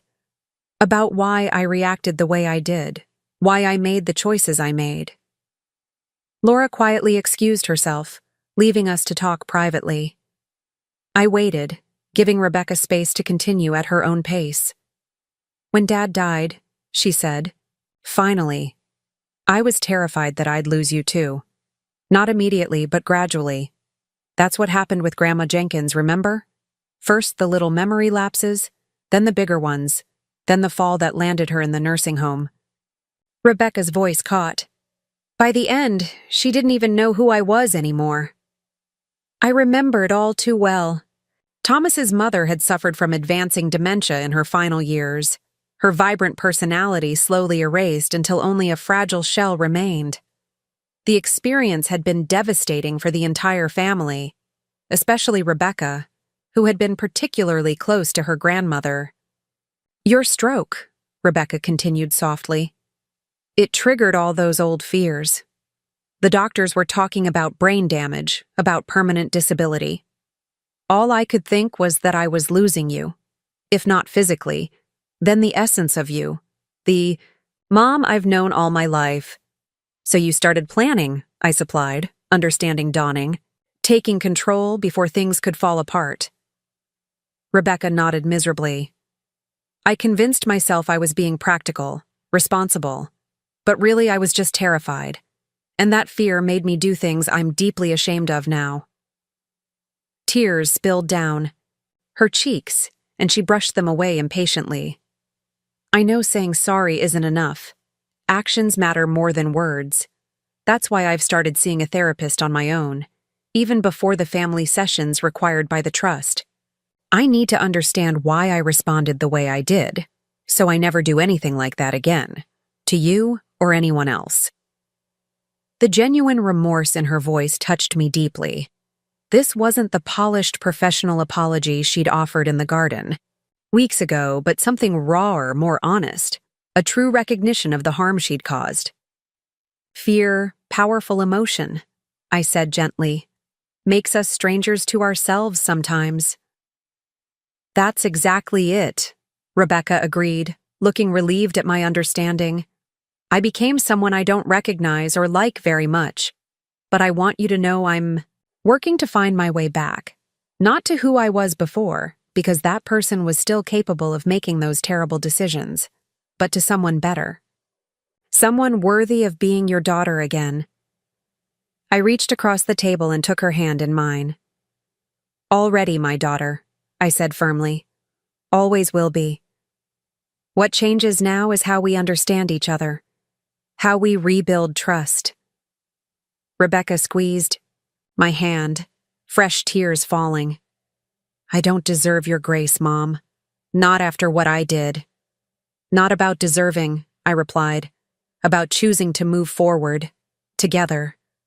As Rebecca's tears subsided, I found myself reflecting on how much had changed in the week since my stroke. The relationships I had taken for granted had been tested, some breaking under pressure, others proving surprisingly resilient. My children, whom I thought I knew completely, had revealed aspects of themselves, both troubling and hopeful, that I had never fully seen before. And I myself had discovered a strength and clarity of purpose that perhaps had always been within me, waiting for circumstances dire enough to bring it forth. The road ahead would not be easy. My recovery would continue to be measured in small victories and inevitable setbacks. The trust I had placed in my children could not be instantly restored, despite their genuine remorse. The family therapy sessions would likely uncover more painful truths before healing could truly begin. But for the first time since waking in that hospital bed, I felt something beyond determination, beyond the simple will to survive and recover. I felt hope, not just for my physical rehabilitation, but for the possibility of relationships renewed, on more honest, equal terms. For a future where I was seen and respected not despite my limitations, but as a complete person, changed, but not diminished by what had happened. As Rebecca prepared to leave that evening, she paused at the door. Michael mentioned the communication skills group at the stroke center, she said hesitantly. I think it's a wonderful idea. Your students always loved you. You have a gift for teaching that a stroke can't take away. I smiled, touched by her encouragement. Considering it, when stronger? You're already stronger than any of us realized, Rebecca replied softly. That's the lesson here, isn't it? After she left, I made my way slowly to the downstairs bedroom, contemplating her words. Strength came in many forms, I was learning. There was the physical strength I was gradually rebuilding through therapy.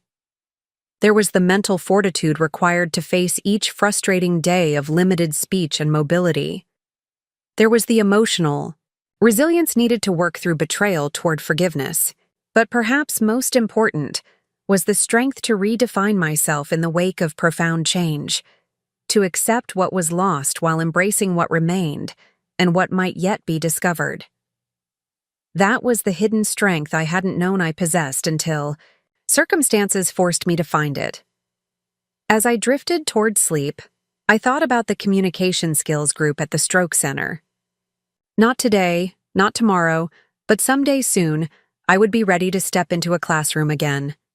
Not as the teacher I once was, but as someone with a different kind of wisdom to share. Someone who understood firsthand the struggle to find one's voice after it had been taken away. The thought brought a smile to my lips as sleep claimed me. This was not the life I had planned, but it was still my life to live, my story to write, one halting word at a time. Summer faded into autumn, painting my garden in russet and gold as the maple trees shed their leaves across the lawn. 3 months had passed since my return home, and my recovery continued its uneven path forward. Some days brought noticeable improvements, a steadier gait, a more fluid sentence, fingers that could finally button my own cardigan again. Other days felt like sliding backward, my speech more slurred, my right side heavier and less cooperative. Dr. Whitman had warned me about this pattern. Recovery isn't linear, she explained during one of my checkups. It's more like the stock market, general upward trend over time, but with plenty of dips and plateaus along the way. I was learning to measure progress not in days, but in weeks, celebrating the small victories and trying not to dwell on the frustrations. Today had been a good day. My morning therapy session had gone well, with Grace expressing genuine pleasure at my improved balance. I had managed to prepare a simple lunch for myself without assistance, and my afternoon had been spent pleasantly repotting some houseplants with Laura, our conversation flowing more naturally than it had in weeks. As I sat on the porch enjoying the crisp October air, I found myself reflecting on how much had changed since those first desperate days after the stroke. The house around me had gradually transformed to accommodate my new needs. Grab bars in strategic locations, a stairlift installed for accessing the second floor, pathways widened for easier navigation with my cane. Yet it remained unmistakably my home, filled with memories and the accumulated treasures of a lifetime. My relationships, too, had undergone transformation. Laura had settled comfortably into the garage apartment, her presence a reassuring constant without being intrusive. The neighbors continued their rotation of support, though I needed less practical assistance now than in those first weeks. And my children, Michael and Rebecca, were keeping their promises, visiting weekly, attending the family therapy sessions, volunteering at the stroke center as the trust required. Those therapy sessions had been difficult, often painfully so. Under the guidance of Dr. Taylor West, a skilled family therapist Marcus had recommended, we had begun excavating decades of unspoken expectations, misunderstandings, and assumptions. Michael's emotional distance, Rebecca's anxious, controlling tendencies, my own reluctance to acknowledge vulnerability, all were gradually being exposed and examined. Progress was slow but undeniable. Last week, for the first time, Michael had arrived for his visit without calling ahead to confirm, simply showing up with takeout Chinese food and a casual, "Thought you might be tired of cooking." It was a small gesture but significant, a step toward the easy familiarity we had lost somewhere along the way. Rebecca, too, was changing. Her initial desperate attempts to make amends through extravagant gifts and excessive helpfulness had gradually given way to something more genuine, sitting quietly with me while I struggled through speech exercises, sharing her own vulnerabilities instead of maintaining the perfect facade she typically presented to the world. The sound of a car pulling into the driveway interrupted my reflections. I wasn't expecting visitors this afternoon. Through the maple trees, I glimpsed an unfamiliar sedan parking behind Laura's compact car.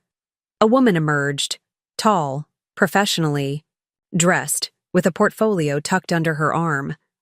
Something about her purposeful stride toward my front gate set alarm bells ringing in my mind. I reached for my cane, preparing to stand if necessary, but remained seated as she approached the porch steps. Up close, she appeared to be in her early 50s, with sharp features and shrewd eyes that assessed me with unconcealed curiosity. "Mrs. Eleanor Blackwood?" she inquired, her tone politely professional. I nodded, studying her with equal curiosity. "Yes, who asking?" "My name is Vanessa Carling. I'm a reporter with the Riverside Chronicle, working on a series about elder rights and family decision-making." She gestured toward the empty chair beside me. "May I join you? I'd like to discuss your recent experience with medical recovery and autonomy." I tensed involuntarily. Though my speech had improved considerably over the past months, I remained self-conscious about my halting patterns, especially with strangers. And more concerning, how had this woman learned about my private family situation? "How know about me?" I asked directly. Vanessa Carling smiled, not warmly, but with professional efficiency. "Legal proceedings are public record, Mrs. Blackwood. Your case with the Templetons caught my attention during routine research. When I looked deeper, I discovered the fascinating background: a stroke patient whose children attempted to sell her home without consent, who then fought back through innovative legal means. She pulled a small recorder from her pocket. Your story could help countless other families navigate these complex waters. Would you be willing to share your experience for our readers? Before I could respond, the front door opened behind me, and Laura stepped onto the porch, her expression guarded as she assessed the visitor. "Everything okay out here, Ellie?" she asked, her tone casual but her posture protective. "Reporter," I explained, nodding toward Vanessa. "Wants interview about stroke, house, children?" Laura's eyebrows shot up. "I see. And she called ahead to schedule this interview, I assume." Vanessa had the grace to look slightly abashed. "I apologize for arriving unannounced. In my experience, formal requests are often intercepted by family members or caregivers who prefer these stories remain untold." "Or perhaps," Laura suggested mildly, "people value their privacy and don't want their personal medical situations splashed across the local newspaper." Vanessa turned her attention back to me, effectively dismissing Laura's concern. "Mrs. Blackwood, your situation raises important questions about elder rights, medical decision-making, and family dynamics. Would you be willing to tell your story? In your own words? It could help others in similar situations." I considered her request carefully. There was merit in her argument.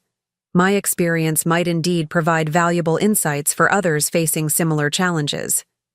Yet the thought of publicly exposing the painful breach with my children, who were now working so hard to repair the damage, gave me pause. "Need think about it," I said finally. "Not today." Vanessa looked disappointed but pressed on smoothly. "I understand your hesitation. Perhaps we could start with just the facts already in public record. Your stroke, the attempted sale of your home, the legal resolution with the Templetons." Her persistence was beginning to annoy me. "Said need time," I repeated more firmly. "Please respect that." "Of course," she conceded, though reluctance was evident in her tone. She placed a business card on the small table between us. "When you're ready to talk, please call me. Stories like yours are powerful tools for change, Mrs. Blackwood." After she left, Laura and I exchanged concerned glances. "How much damage could she do?" Laura asked quietly. "If she publishes something based just on the public records?" I shook my head, uncertain. "Call Marcus," I decided. "Need legal advice." Marcus was alarmed by the reporter's visit. "This complicates things," he admitted when he called back that evening. "While the settlement with the Templetons is indeed public record, the details are minimal. But if she starts digging, interviewing neighbors, maybe even approaching your children, the story could become more invasive." "Options?" I asked, keeping my questions simple to avoid the speech frustration that still sometimes overtook me during stressful conversations. "We could issue a brief statement through my office, acknowledging the legal matter was resolved, but declining further comment on what we'll characterize as a private family health situation," Marcus suggested. "That might satisfy her enough to move on to other stories." "Or make more curious," I countered. "That's a risk," Marcus acknowledged. "The other option is to control the narrative by giving her a limited interview on your terms, focusing on the legal and medical aspects rather than the personal family dynamics." I sighed, wishing this complication hadn't arisen just as things were beginning to stabilize with Michael and Rebecca. "Need talk to children first," I decided. "Their reputations too." "A wise approach," Marcus agreed. "Would you like me to arrange a family meeting at my office?" Neutral territory might be beneficial for this discussion. The following afternoon found the four of us, Michael, Rebecca, Marcus, and myself, gathered around the conference table in Marcus's office. I had deliberately arrived early to collect my thoughts and prepare what I wanted to say. When my children arrived, I was struck by the contrast in their demeanors. Michael looked tense but composed, his professional armor firmly in place. Rebecca appeared actively distressed, her usual polished appearance slightly disheveled, as if she'd dressed in haste. Marcus efficiently outlined the situation with the reporter, explaining the potential implications of a published story about our family situation. While we can't prevent her from writing about the public aspects of this case, we can influence how the story is framed, he concluded. Michael leaned forward, his expression hardening. This is outrageous. Our family's private medical matters aren't news.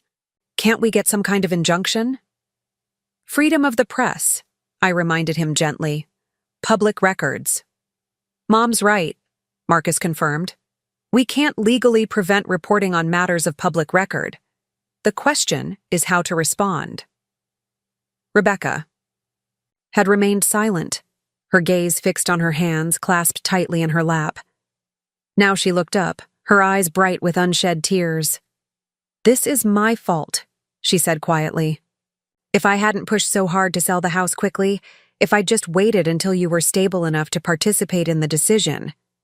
Not productive, I interrupted her self-recrimination firmly. Past is past. Need focus on now. Marcus nodded approvingly. Eleanor's right. The question before us is straightforward. Do we issue a brief no-comment statement and hope the story dies from lack of oxygen, or do we engage on limited terms to shape the narrative? Michael's jaw tightened. I vote for no comment. Engaging with this reporter only legitimizes her intrusion into our private affairs. Might backfire, I pointed out. Make her more determined. What do you want to do, Mom? Rebecca asked, finally meeting my eyes directly.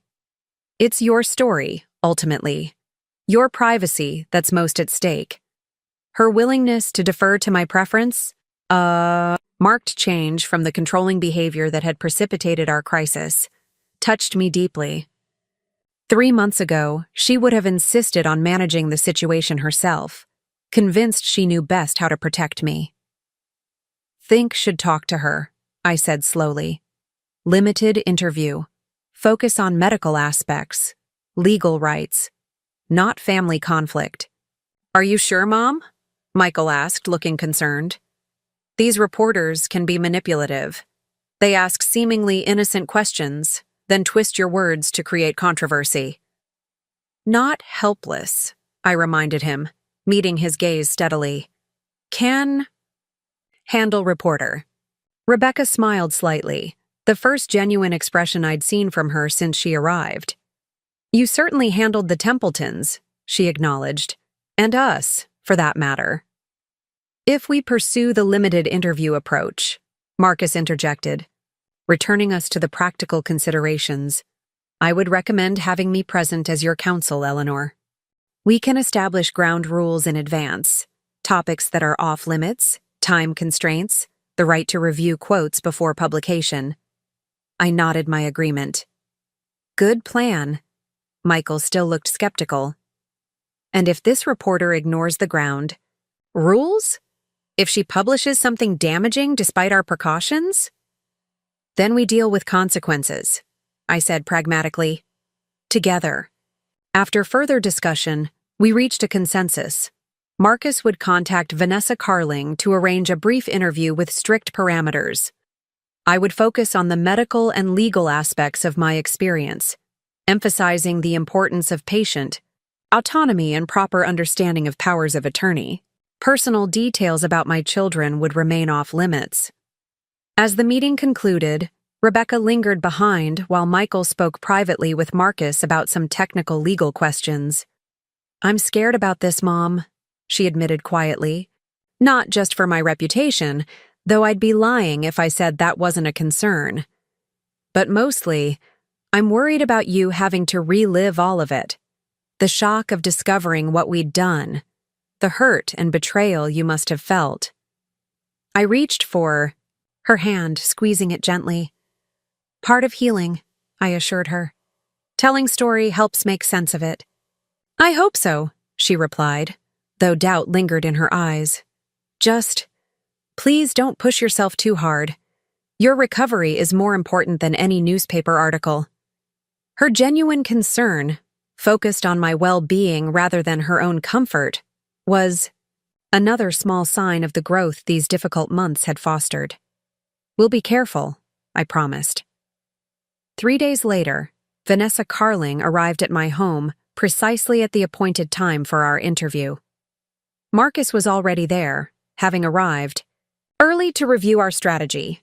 We had agreed to conduct the interview in the sunroom, which offered comfortable seating and good lighting without revealing too much of my private living space. Vanessa seemed pleased that I had agreed to speak with her, though she eyed Marcus with undisguised wariness. I was hoping we could talk one-on-one, she commented as she set up her recorder. Sometimes legal counsel can inhibit an authentic conversation. Marcus stays, I said firmly. Terms of interview. She nodded, accepting this condition without further protest. Before we begin, Mrs. Blackwood, I want to thank you for sharing your story. It takes courage to speak publicly about such personal experiences. Have conditions, I reminded her. Medical and legal aspects only. No personal details about children. Understood, Vanessa agreed, though something in her expression suggested she hadn't entirely abandoned hope of extracting more intimate revelations. Shall we begin with the stroke itself? When did it happen, and what were your initial symptoms? Over the next hour, I carefully navigated her questions, describing my medical experience, the rehabilitation process, and the legal complications that arose from the attempted house sale. Marcus occasionally intervened when Vanessa's questions veered toward the more personal aspects we had declared off limits, but for the most part, I managed the conversation myself. The most significant legal issue, I explained, concentrating on forming my words clearly, was misunderstanding of power of attorney. Many people don't realize limitations. Could you elaborate on that? Vanessa prompted, seeming genuinely interested in this aspect. Standard power of attorney doesn't automatically grant authority sell primary residence, I explained. Special provisions needed. Important people understand before signing. That's a crucial point, Marcus added. We see this misconception frequently in elder law. A power of attorney is not a blank check. It has specific limits and responsibilities attached. Vanessa nodded thoughtfully. And in your case, Mrs. Blackwood, the power of attorney was implemented while you were temporarily incapacitated by the stroke, but your cognitive functions remained intact. Exactly, I confirmed. Could think clearly. Just couldn't communicate effectively at first. That must have been incredibly frustrating, Vanessa observed, her tone softening with genuine empathy. Knowing what was happening but being unable to express your wishes. Most difficult part, I acknowledged. Why so important stroke patients have advocates who listen carefully, not just make assumptions. As the interview progressed, I found myself growing more comfortable, my speech flowing more naturally as I focused on the substantive issues rather than my own limitations. Vanessa proved to be a thoughtful interviewer, asking intelligent questions about patient rights and the Yao medical system's approach to stroke recovery. One final question, if I may, she said as our agreed-upon hour drew to a close. What advice would you give to families facing a similar health crisis? How can they avoid the legal and emotional complications you experienced? I considered her question carefully, wanting my response to be both helpful and honest. Communication most important, I said finally. Not just talking, listening, seeing person, not just patient, respecting their wishes, even if different from what you would choose. And for the stroke survivors themselves? Vanessa asked. Patience, I replied with a small smile. With recovery, with family who may struggle understand, with self, most of all, and persistence. Keep fighting for voice, for independence, worth the effort. Vanessa turned off her recorder, looking genuinely thoughtful. "Thank you, Mrs. Blackwood. This has been illuminating and quite different from what I initially expected." "How so?" I asked, curious about her perception. "Frankly, I anticipated a more sensational story. Family betrayal, elder abuse, dramatic legal battles," she admitted candidly. "What I found instead was something more nuanced, a story about communication failures, fear-driven decisions, and, ultimately, reconciliation." "More common story," I suggested. "Less dramatic, more useful." "Perhaps you're right," Vanessa acknowledged, gathering her materials. "When would you be comfortable with publication?" "I'd like to fact-check a few medical details with your doctors first, with your permission, of course." Marcus and I exchanged glances. "We'll need to review the quotes you plan to use," he reminded her. "As agreed upon." "Of course," she assured. "Us. I'll email the relevant portions within the next few days. Assuming all goes smoothly with the review process, I'd aim to publish next week." After she left, Marcus helped me to my favorite armchair in the living room, where I could rest after the mental exertion of the interview. "You handled that beautifully, Ellie," he observed, his tone warm with admiration. Clear, focused, dignified. She came looking for scandal and found wisdom instead. I smiled, appreciating his encouragement but aware that the situation remained precarious. "Still concerned about publication," I admitted. "How children will handle public exposure." "They're stronger than you might think," Marcus suggested, gently. "This process has been difficult for all of you, but I've observed genuine growth, particularly in Rebecca. She's learning to balance her natural protective instincts with respect for your autonomy." "Progress," I agreed. "Not perfection." The following week brought new challenges. True to her word, Vanessa sent the portions of the article that quoted me directly for our review.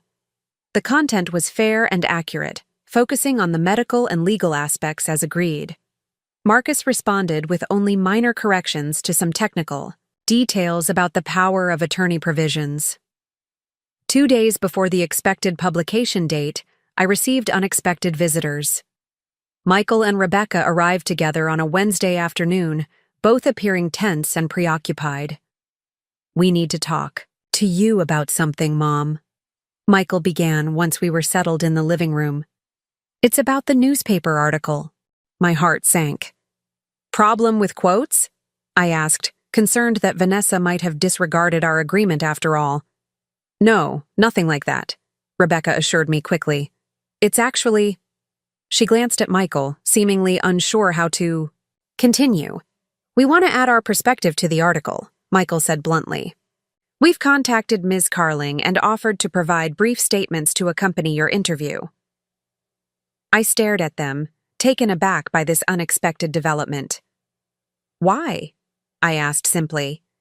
Rebecca leaned forward, her expression earnest. "Because letting you shoulder this alone feels wrong. The article presents your experience, which is valid and important, but it's not the complete picture. We made serious mistakes, Mom. Owning those mistakes publicly feels like the right thing to do." "Not necessary," I protested, concerned. "About the professional implications for both of them. Could harm your reputations, your careers." "Maybe," Michael acknowledged with a shrug that attempted casualness but didn't quite succeed. "But some things matter more than professional reputation, integrity for one, taking responsibility for our actions."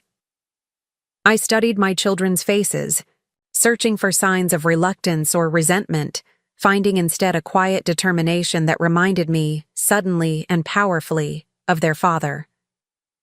Thomas had possessed that same stubborn integrity, that unwillingness to take the easier path when the harder one was right. "What plan to say?" I asked finally. They exchanged glances, and Rebecca withdrew a folded paper from her purse. We each wrote a brief statement. "Would you like to read them?" I accepted the paper, unfolding it carefully. Michael's statement came first.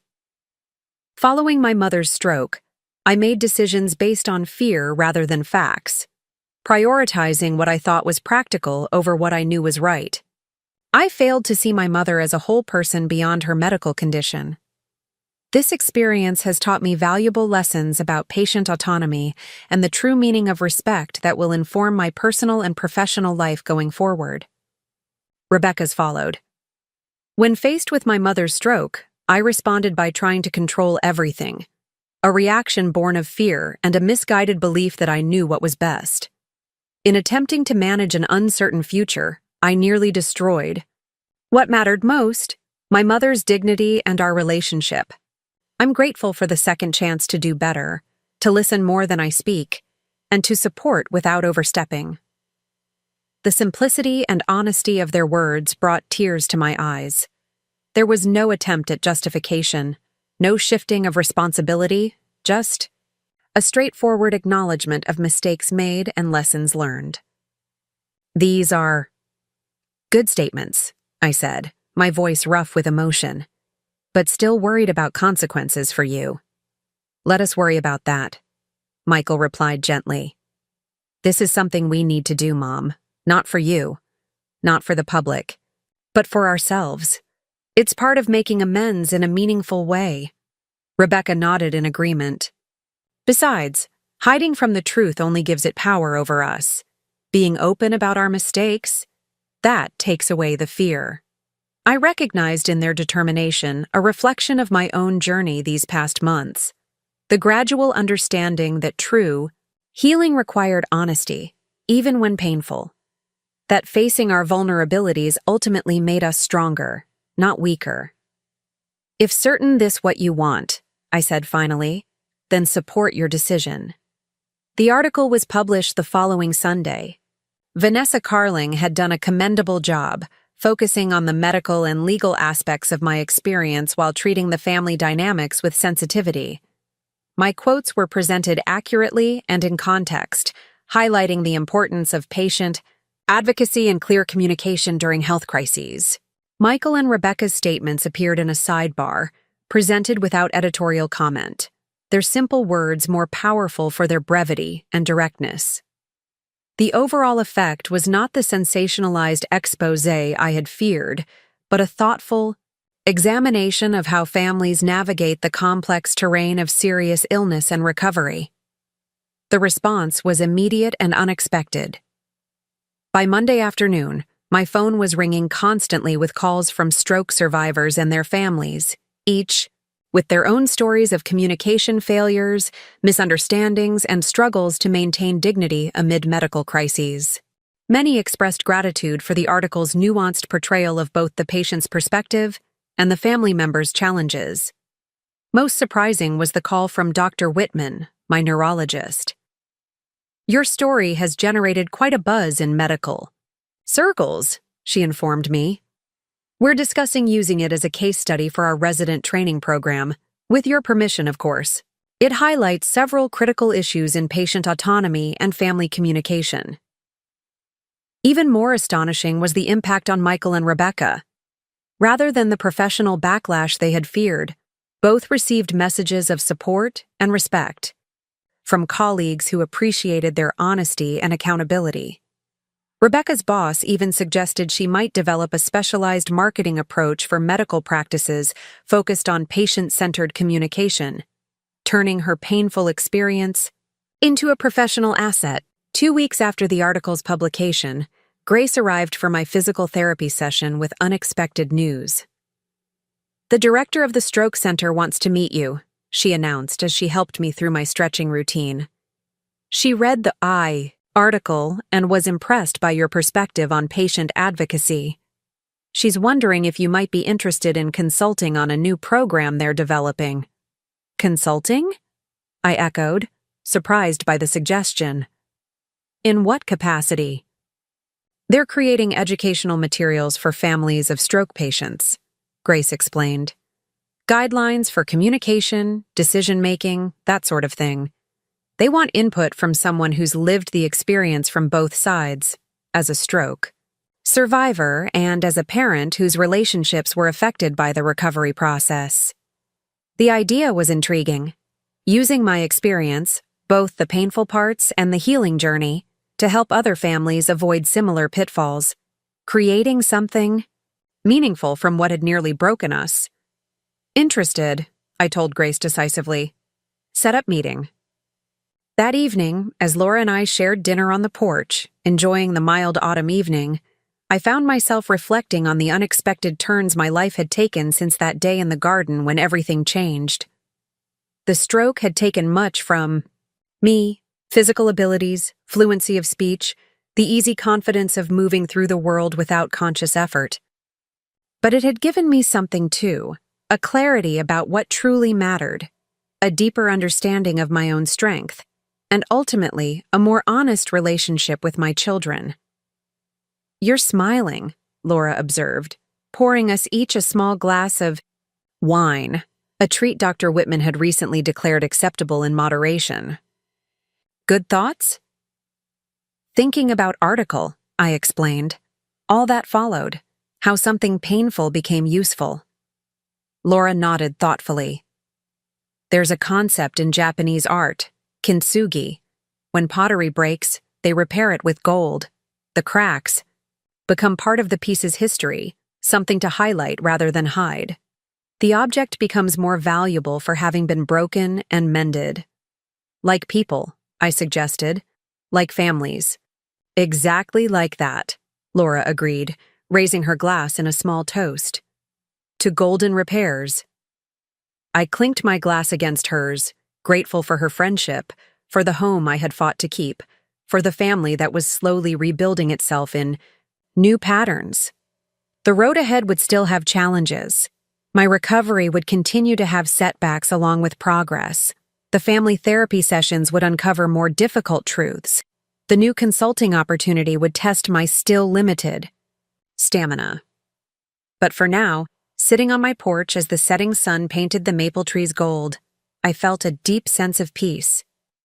Not because everything was perfect, it was far from that, but because I had discovered a fundamental truth: that being seen and heard for who I truly am, limitations and all, was the foundation upon which everything else could be rebuilt.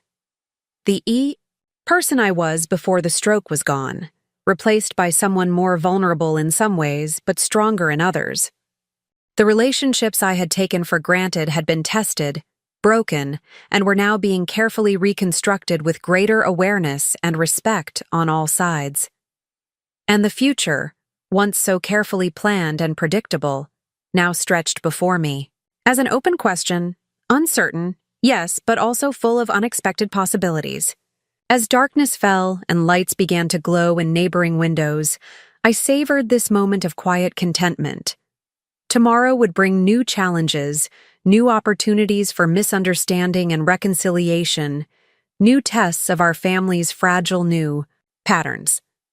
But tonight, it was enough to sit here, present in this moment, aware of how far we had come and how much further we might yet go, together. Spring arrived in a riot of color 6 months after the newspaper article was published. My garden bloomed again, tulips and daffodils pushing through soil I had prepared with my own hands, slowly, painstakingly, but with growing confidence in my recovering abilities. The cherry tree by the side fence exploded in pale pink blossoms, its beauty more poignant now that I understood how quickly life could change, how precious each season truly was. The consulting work with the Stroke Center had blossomed as well, expanding beyond initial expectations. What began as occasional input on educational materials had evolved into a formal patient advocacy program, with me as its first coordinator. 3 mornings each week, I worked alongside medical professionals, sharing my perspective and helping bridge the communication gap between patients, families, and healthcare providers. My speaking had improved dramatically, though certain words still eluded me in moments of fatigue or stress. The persistent weakness in my right hand meant I now typed with deliberate care rather than the rapid-fire pace of my teaching days. But these adaptations had become part of my new normal, accommodations rather than limitations. Today was special, the First Annual Family Communication Workshop at Riverside Rehabilitation Center, an event I had helped develop over the past several months. As I reviewed my notes for the presentation, I heard familiar voices in the hallway outside the conference room. Michael entered first, looking more relaxed than I had seen him in years. The corporate facade had softened, replaced by something more authentic. Behind him came Rebecca, carrying a large box of printed materials we would distribute to participants. "Everything's set up in the main room," she reported, setting down her load. "We've got 35 registered attendees, a full house." "Nervous?" Michael asked, noting my fingers tapping against my note cards. I smiled, acknowledging the flutter of anxiety in my chest. "A little. Different from teaching high school." "You'll be brilliant," Rebecca assured me, straightening the scarf around my neck with a gentle touch that held none of her former controlling anxiety. "Nobody knows this subject better than you do." The workshop went better than I had dared. "Sir," I opened with my story, not just the medical details of the stroke or the legal battle over my home, but the emotional journey of feeling erased by those closest to me. Michael and Rebecca then shared their perspectives, speaking candidly about fear-driven decisions and the hard lessons they had learned. The participants, a mix of stroke survivors, family members, and healthcare professionals, listened intently, many nodding in recognition. During the discussion session that followed, stories poured out, tales of miscommunication, of well-meaning actions that caused harm, of the struggle to maintain dignity amid physical limitations. "The hardest part wasn't the physical challenges," one woman admitted, her husband nodding beside her. "It was feeling invisible, having people talk about me rather than to me." "As a son," another participant shared, "I thought I was protecting my father by taking over everything. I never considered I might be taking away the control he still needed." By day's end, I was exhausted, but deeply satisfied. We had created a space for honest conversation, for naming the difficult truths that often remained unspoken during medical crises. More importantly, we had offered practical tools for navigating these complex waters, communication strategies, legal considerations, and emotional support resources. As the last participants departed, Dr. Whitman approached me, her expression warm with approval. "You've started something important here, Eleanor," she said, "something that will help countless families. The medical community focuses so intently on physical recovery that we sometimes overlook the relational healing that's equally crucial." Later that evening, Michael and Rebecca joined Laura and me for dinner in my garden, now illuminated by strings of tiny lights that Michael had installed the previous weekend. As we shared the meal, conversation flowed naturally, punctuated by laughter that would have seemed impossible during those dark days after my stroke. When Michael raised his glass in a toast, his voice held none of its former reserve. "To Mom," he said simply, "who taught us the hardest and most important lesson, that love without respect isn't really love at all." Rebecca added softly, "And to second chances for all of us." As twilight deepened around us, I looked at my children, really looked at them, and saw not just who they had been or who they were now, but who they were becoming.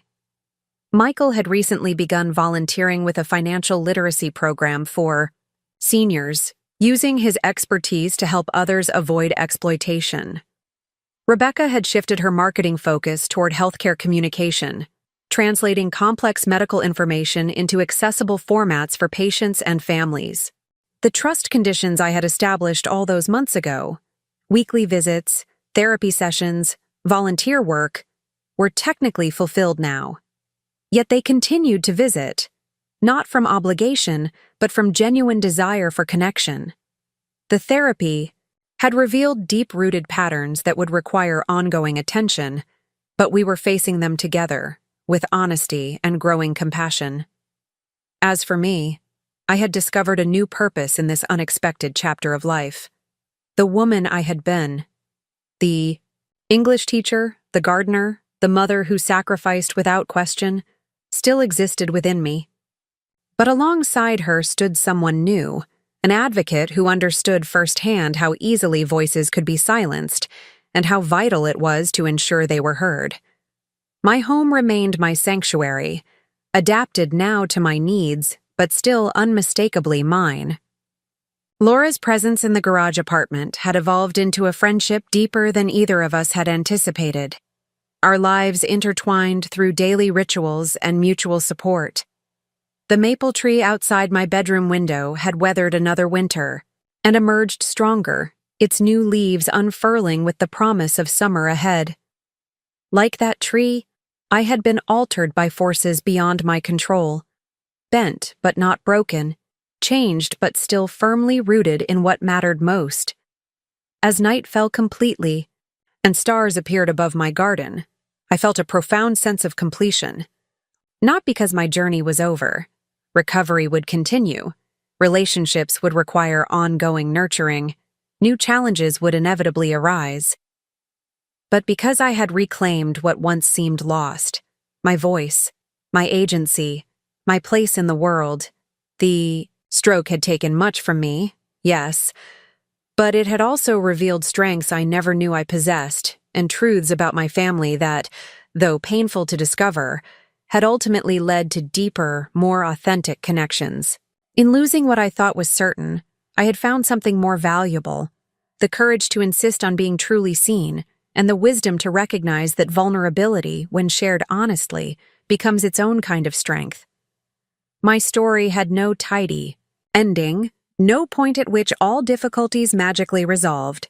Instead, it continued to unfold day by day, word by word, in the garden I had reclaimed, in the work that gave my experience meaning, and in the relationships that had been tested, broken, and ultimately remade, imperfect but genuine, fragile but enduring.